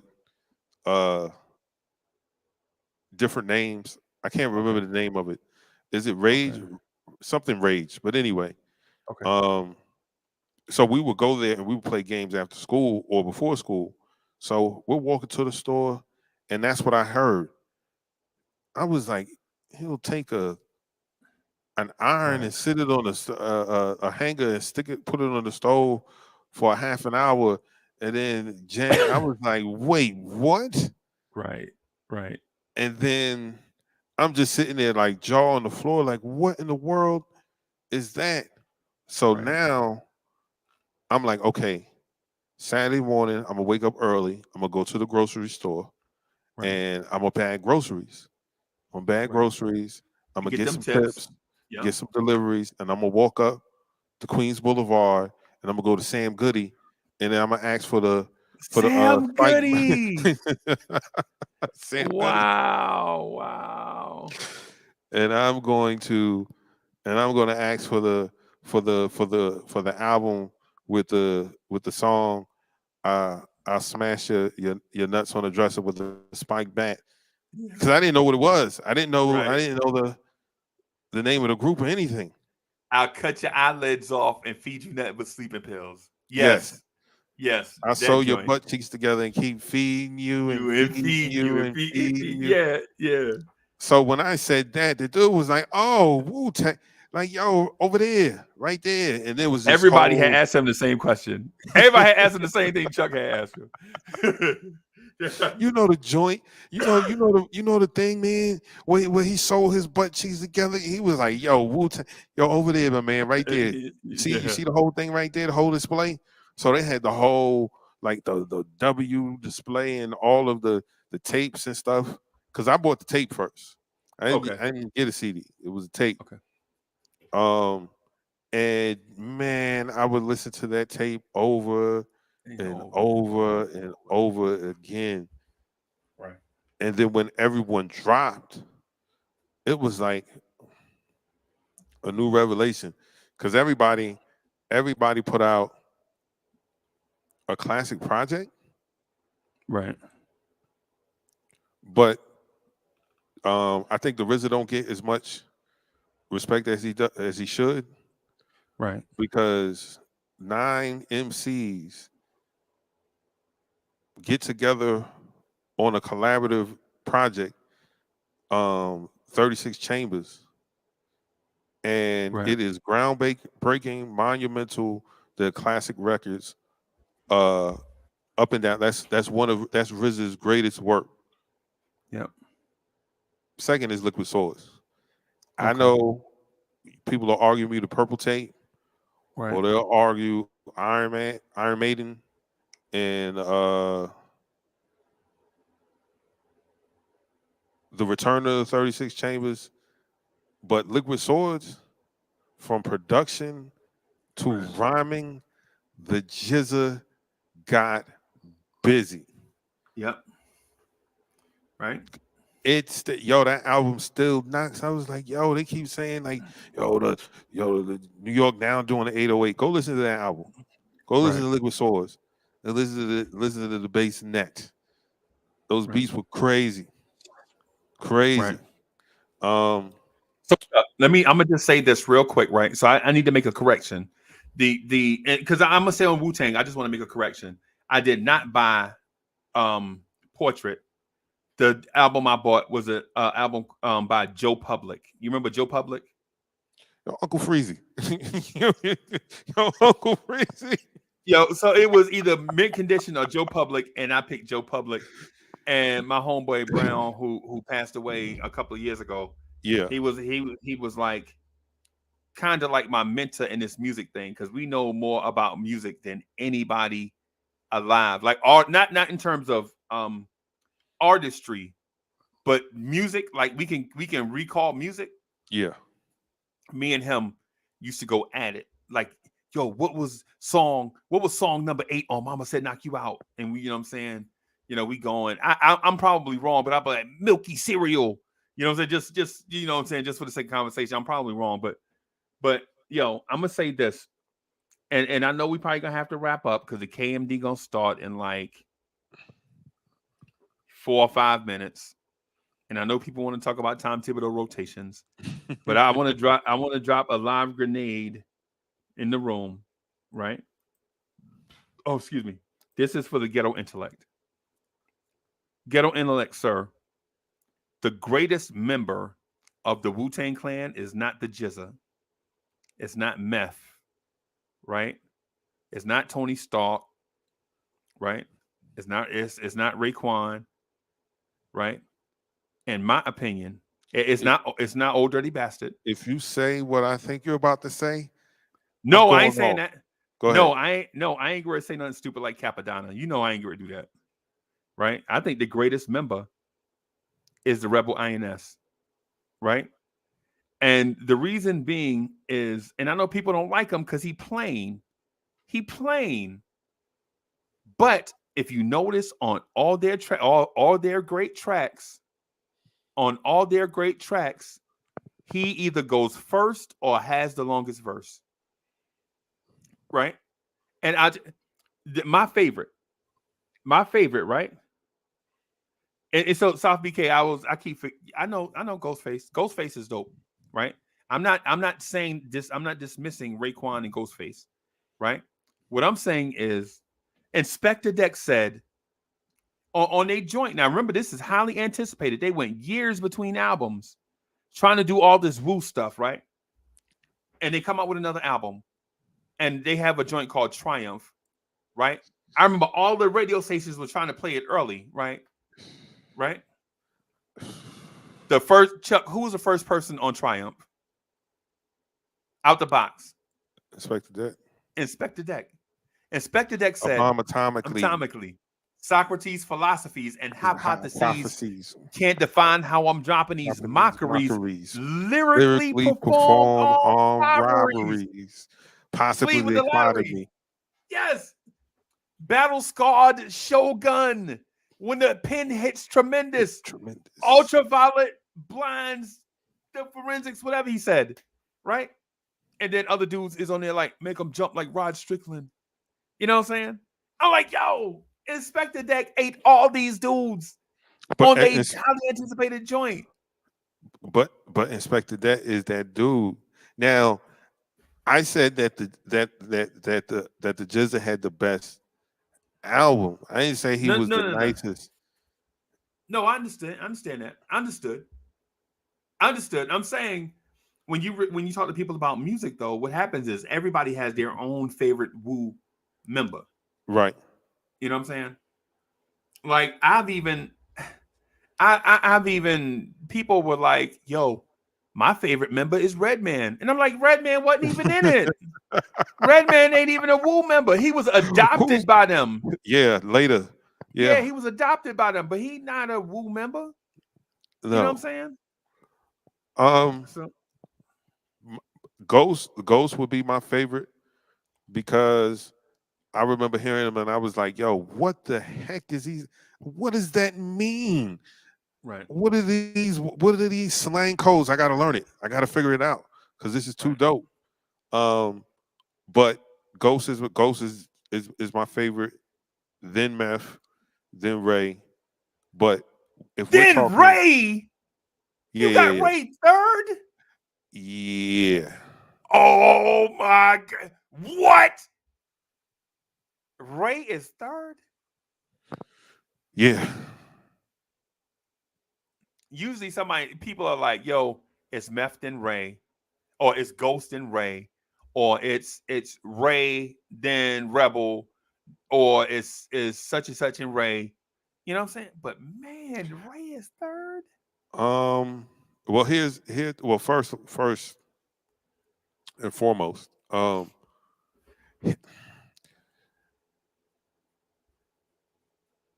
I always gravitated to uniqueness, and so Meth jumped off the page for me because I told you Redman is one of my favorite rappers of all time, and he felt like an extension of that. So when they got together, it just made all of the world of sense to me. Like, yep, these two should be doing music together. I was outside when Takao dropped. Like, I'm really outside. Like, I'm not sneaking outside. I'm not staying out late. I'm out there. Right. And so that album and did you like it? Takao? Of course. Yeah. Okay. I love that album. That and the Purple Tape. My appetite for hip hop was so let me ask you this before because I'm gonna have to get out of here to do the KMD. If not, people are gonna be knocking on my door. Right. So I got to ask you this. And I'm asking you, full disclosure, this is a trap question, right? This is a trick question, right? This is a trap so that I can have the manila envelope later on, so I can blackmail you later on. You know what I'm saying? You know how in those Okay. espionage movies, the dude with the trench coat pull out the manila envelope, it got the pictures in it. Yeah. So this is that type of question. Okay. What is your favorite rap album of all time? Jeez, Mm. Louise, man, how in the world are you going to drop that grenade and talk about you got to go to KMD? Yeah, I got it, because you said meth and you said you like Takal, and so now I'm asking you what your favorite rap album is of all time, and I'm almost guaranteeing that it's not going to be a Wu-Tang Clan album.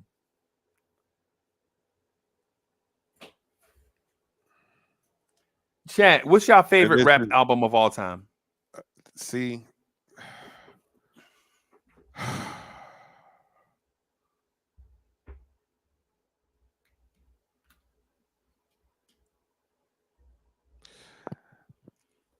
this is where Man, Chuck, don't do this, bro. If you say assault with a deadly pepper, I swear I'm gonna jump out this window. Salt with a Deadly Pepper. You don't remember assault with a Because deadly pepper? I, Aquemini, like I love Aquemini. I love Reasonable Doubt. Biggie's Ready to Die. I love that too. But my favorite,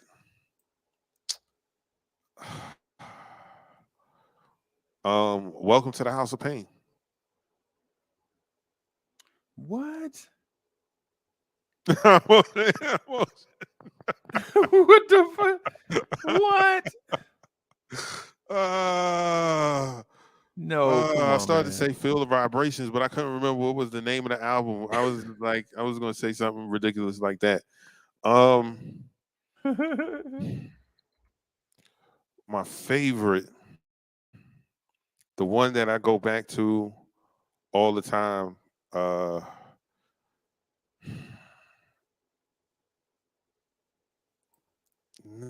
none of those. Uh, um,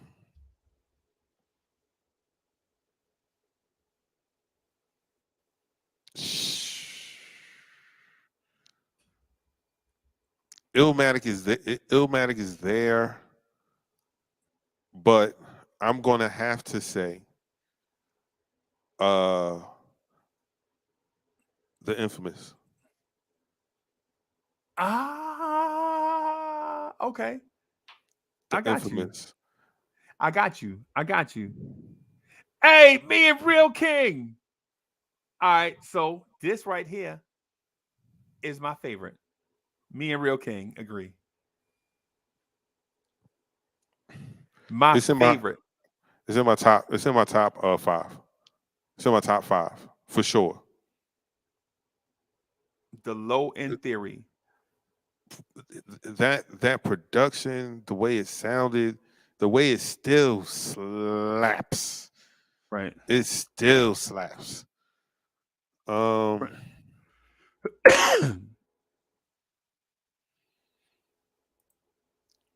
um,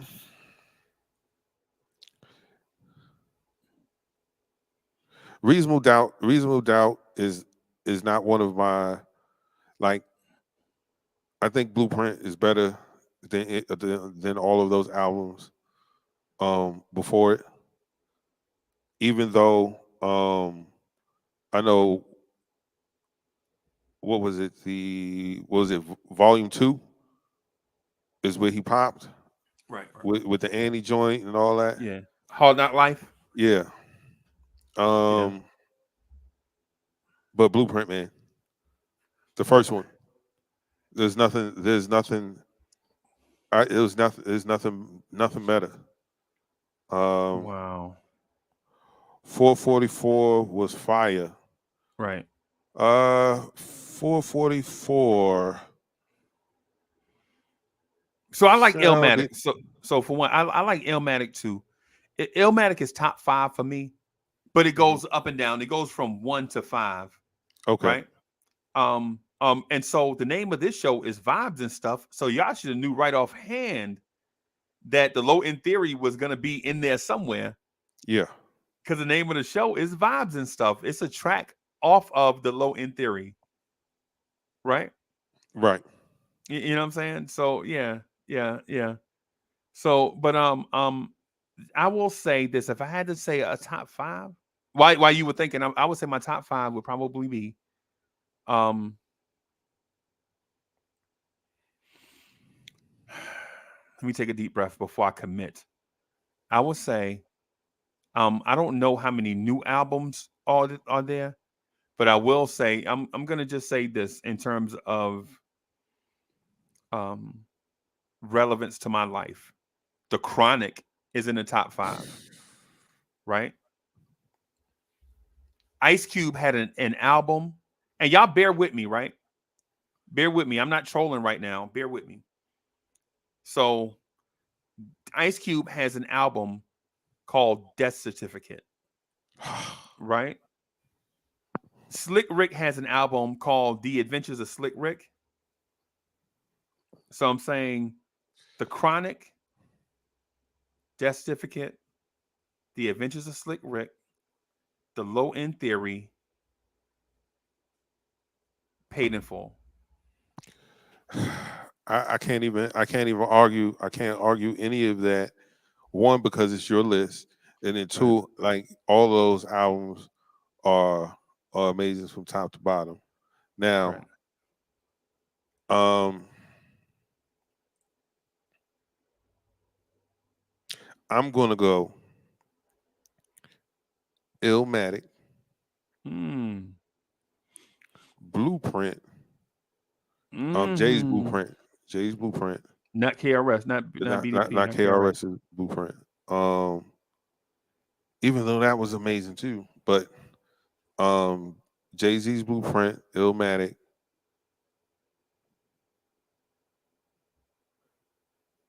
Supreme Clientele. Hmm. Okay. Uh, So you dissed him earlier, but now okay. All I right. didn't diss him. What do you mean? How did I diss him? Well, no, you didn't diss him. You I didn't diss didn't. him. I would never diss Ghostface Killer. Are you No, you kidding didn't me? diss him. You didn't diss him. No, you didn't diss him.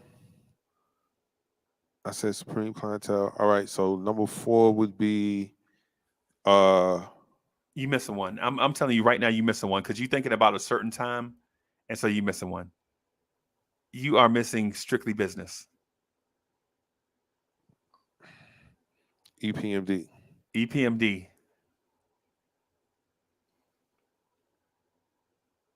I'm missing that one. I'm not. I can't put it in my top five. I can't put that. I can't put that in my top 5 because I'm putting Infamous in my top 5 The Infamous Mob. Yep. because that album has so many. It has the greatest hip hop beat that is not Reminisce Over You. Yeah, Reminisce I Over did. You is a different vibe. Yep. Reminisce Over You is a different, but Shook Ones, Yep. you quote that joint every day on KMD. No, I quote Survival of the Fittest every day. Oh yeah. Survival of the Yeah. Fittest. Yeah. But Shook Ones though, that was my ringtone for 3. No.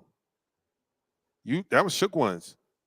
No, no, it's Survival Streets of the that we Fittest. done took, walking with your head down, scared to look. You Shook. shook. It ain't Because ain't no no such such thing as halfway halfway crook. crooks. Scared to death, scared to look. Shook. Survival of the Fittest. Yeah, Survival of the Fittest. Shook Ones, man. No. Survival of the fittest, only strong survive. Yo, we live in this till the day that we die. Survival of the fit, only the strong survive. Like, Okay. Yeah. Yeah. Nah.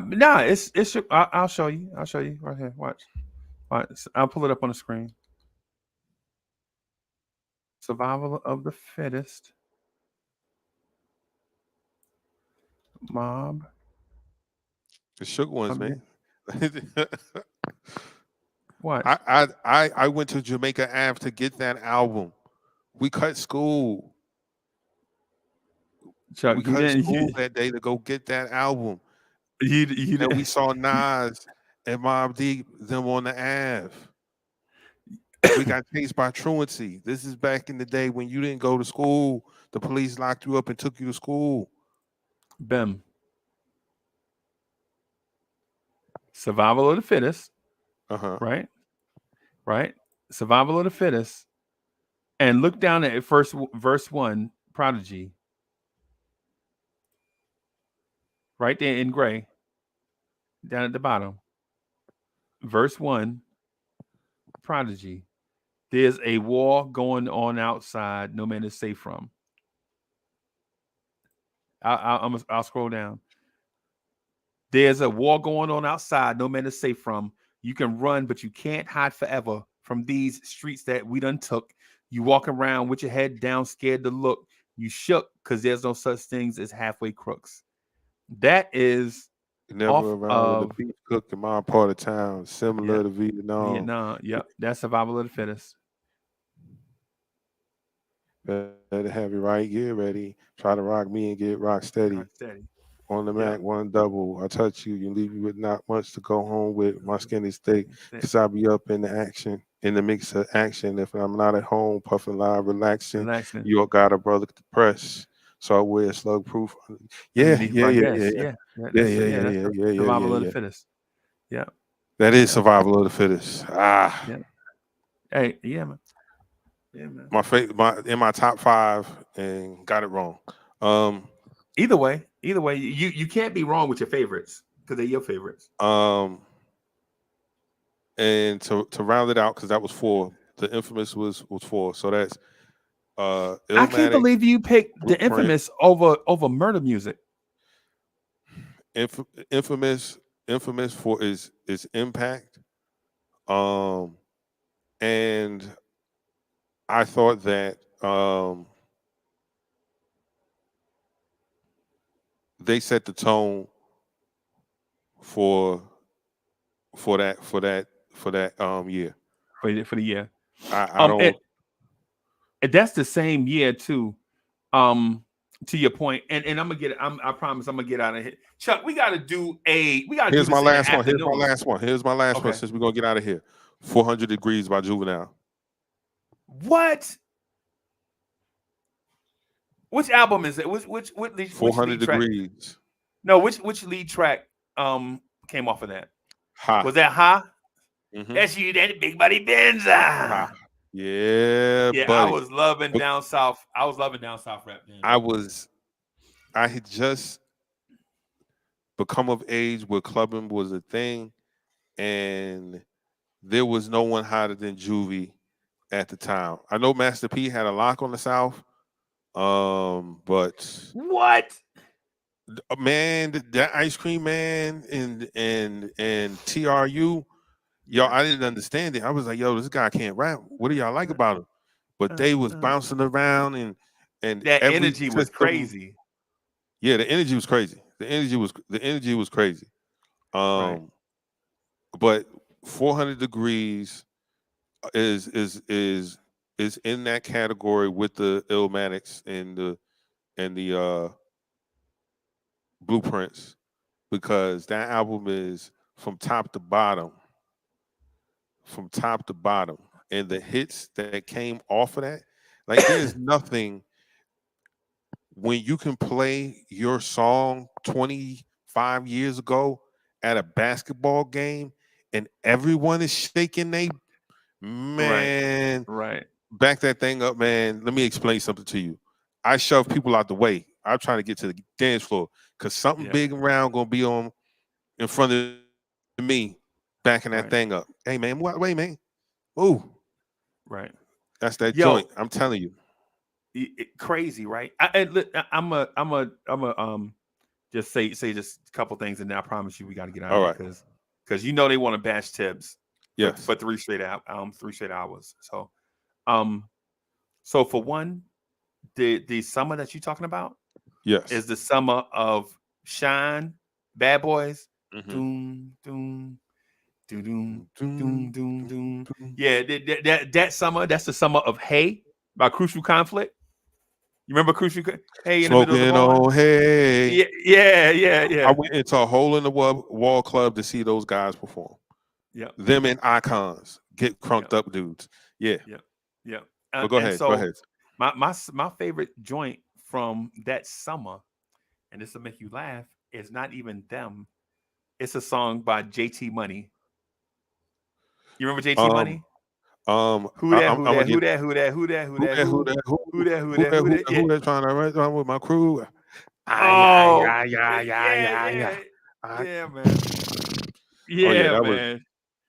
So that was huge.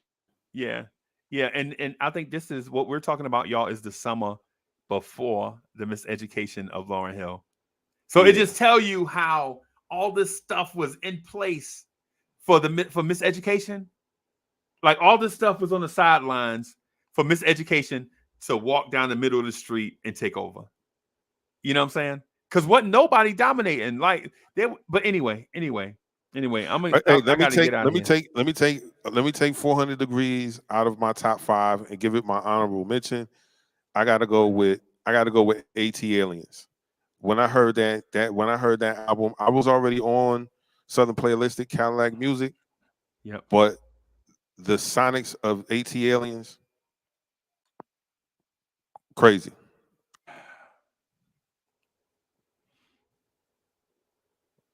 bro. So that's it. Yeah, that's it. I'm looking at AT Aliens right now, the track list. Man, are you serious, man? Are Yeah, you serious, man? Me and you might be my favorite Outcast joint. Two dope boys in a Cadillac. Oh my yeah. god. AT Aliens. Oh my. Throw your hands in the air. And wave Yeah. them like you just don't Oh, yeah, care. And if yeah, you like yeah. fish and grits and all that pimp, that bit, oh Oh yeah, yeah. yeah, yeah. What? What? Yeah, AT man, it's Aliens crazy. was like, man, I was like, what it yo, these the same dudes? These, yeah, Like, yeah, oh man. And think about them being what they were at that time, where you got the mobs, you got you got all the yeah. West Coast rap Yep. at its peak, all the Right. East Coast at its peak. You got the Midwest making their sound known with Do or Die and Twister, Yeah. and so yeah, man. Yeah, man. Yeah, man. I just rescheduled the joint for 10:30. I know people gonna be mad, man. But I ain't gonna lie to you, bro. I was in a club one time, right? Mhm. I was walking, well, I was driving to the club. I'm thinking I'm fly. I'm meeting my homeboys there. We gonna go in the club about 50 deep, right? It's all the dudes from work, right? All the dudes from work. It's like a some kind of holiday weekend, right? I'm driving and it's like, yo, new Outcast, and they played this joint called. Oh no, no, no, let me get. So I got the story wrong. So I get in the car and it crank up the car, and I'm hearing the end of this Outcast joint. I didn't know it was Outcast at the time. All the dudes going, I like the way, and so I'm like, what is that? And the song go off. So I'm like, yo, I'm like going to my home. Hey, yo, you heard this joint? Like, I don't know what it is. It's like, I like trying to, I like the way. He's like, I don't know. I heard it too, man. I don't know who sing it though. I don't know. So we go to the DJ. The DJ and his crew is like bringing more records in the thing. Mhm. And I'm like, yo, who do this? We doing it for the DJ. He's like, man, people been asking me to play that joint. You know what I'm saying? I'm tired of playing that joint. You know what I'm saying? So I'm like, what? The DJ is tired of playing a certain song? You know this is a banger, bro. It's a You hit. know this is a banger, right? So he start playing all these joints, playing all these joints. And I go to him, I'm like, yo, play that joint. He like, yo, no. I'm like, yo, play the joint. He's like, no. I'm like, yo, come on, man, play the joint, man. You backroom DJ, play the joint. His man's points at the tip jar, like, man. I'm like, oh, okay. So I takes out a 5, puts it in tip jar. He like, what? I'm like, oh God, this is like you like Ralph the Doorman. So I put $10 in there. I paid $15 for him to play the joint. you know how the club be sometimes, man. They be playing joints. Some, they play all the old joints, like the old joints is playing, and we can't quite get. He playing this thing by Buster. Doom doom doom doom doom doom doom. Yo, that's a monster. Yeah, in its day, it was a monster, right? Not saying that it's not now, but he playing that, and I'm like, yo, play the joint.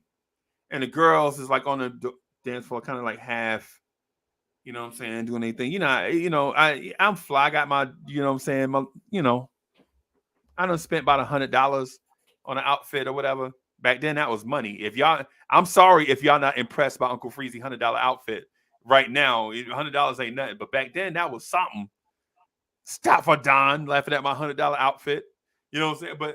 But anyway, Chuck, they put the joint on, and Sleepy Brown get into that chorus. Everybody wet. Girls is slamming cups down, running to twisting their ankle to get to the floor. I ain't never. Well, no, I take that back. Two songs that I have heard live that get people to run, not walk, to the dance floor. Two songs, right? Okay. One of them is Back That Ass Up by Juvenile. Right? That's not a question. Out of here. The other one is I Like the Way You Move. Soon as you hear the drums, that's not even drums, that's bass, right? Boom, boom, boom, boom, boom, boom. Oh my God. Running. Yes. Running to the dance floor, bro. Running to the dance floor. Right? I'm like, man, I get out there. I'm trying to be cool with it. And the dance floor is so packed that you can't even move your arms. You like this. The dance floor is so packed. I had my cup with me. I'm trying to be cool. I'm like, you know what I'm saying? Because you can't put your cup down in the club. You know that. You put the cup down. It's gone. The cup down. It's somebody else's cup. Yeah. It's lost. It's a casualty. Charges to the game.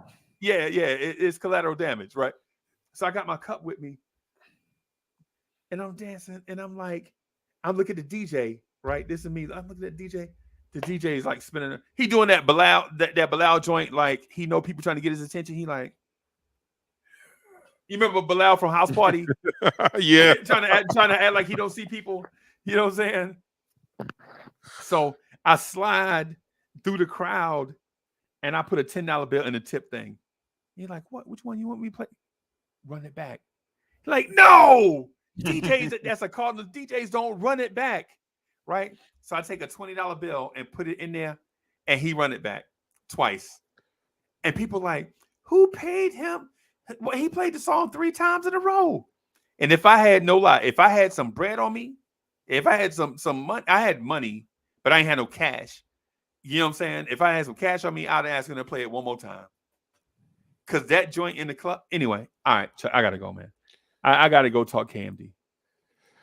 Ladies and gentlemen, thank you for kicking it with us. We've gone over our time, but it's been a blast, man. Kicking it with y'all, walking down memory lane. Ladies and gentlemen, be safe out there this weekend. If it's cold, bundle up. If it's warm, let it out. We'll be back here on Monday, same time from 8 a.m. to about 9-ish. 9-ish. a.m. Eastern Standard Time. It's again your host, Uncle Freezie, Chuck Allen, Vibes and Stuff, live in the morning. We love you. Have a good weekend.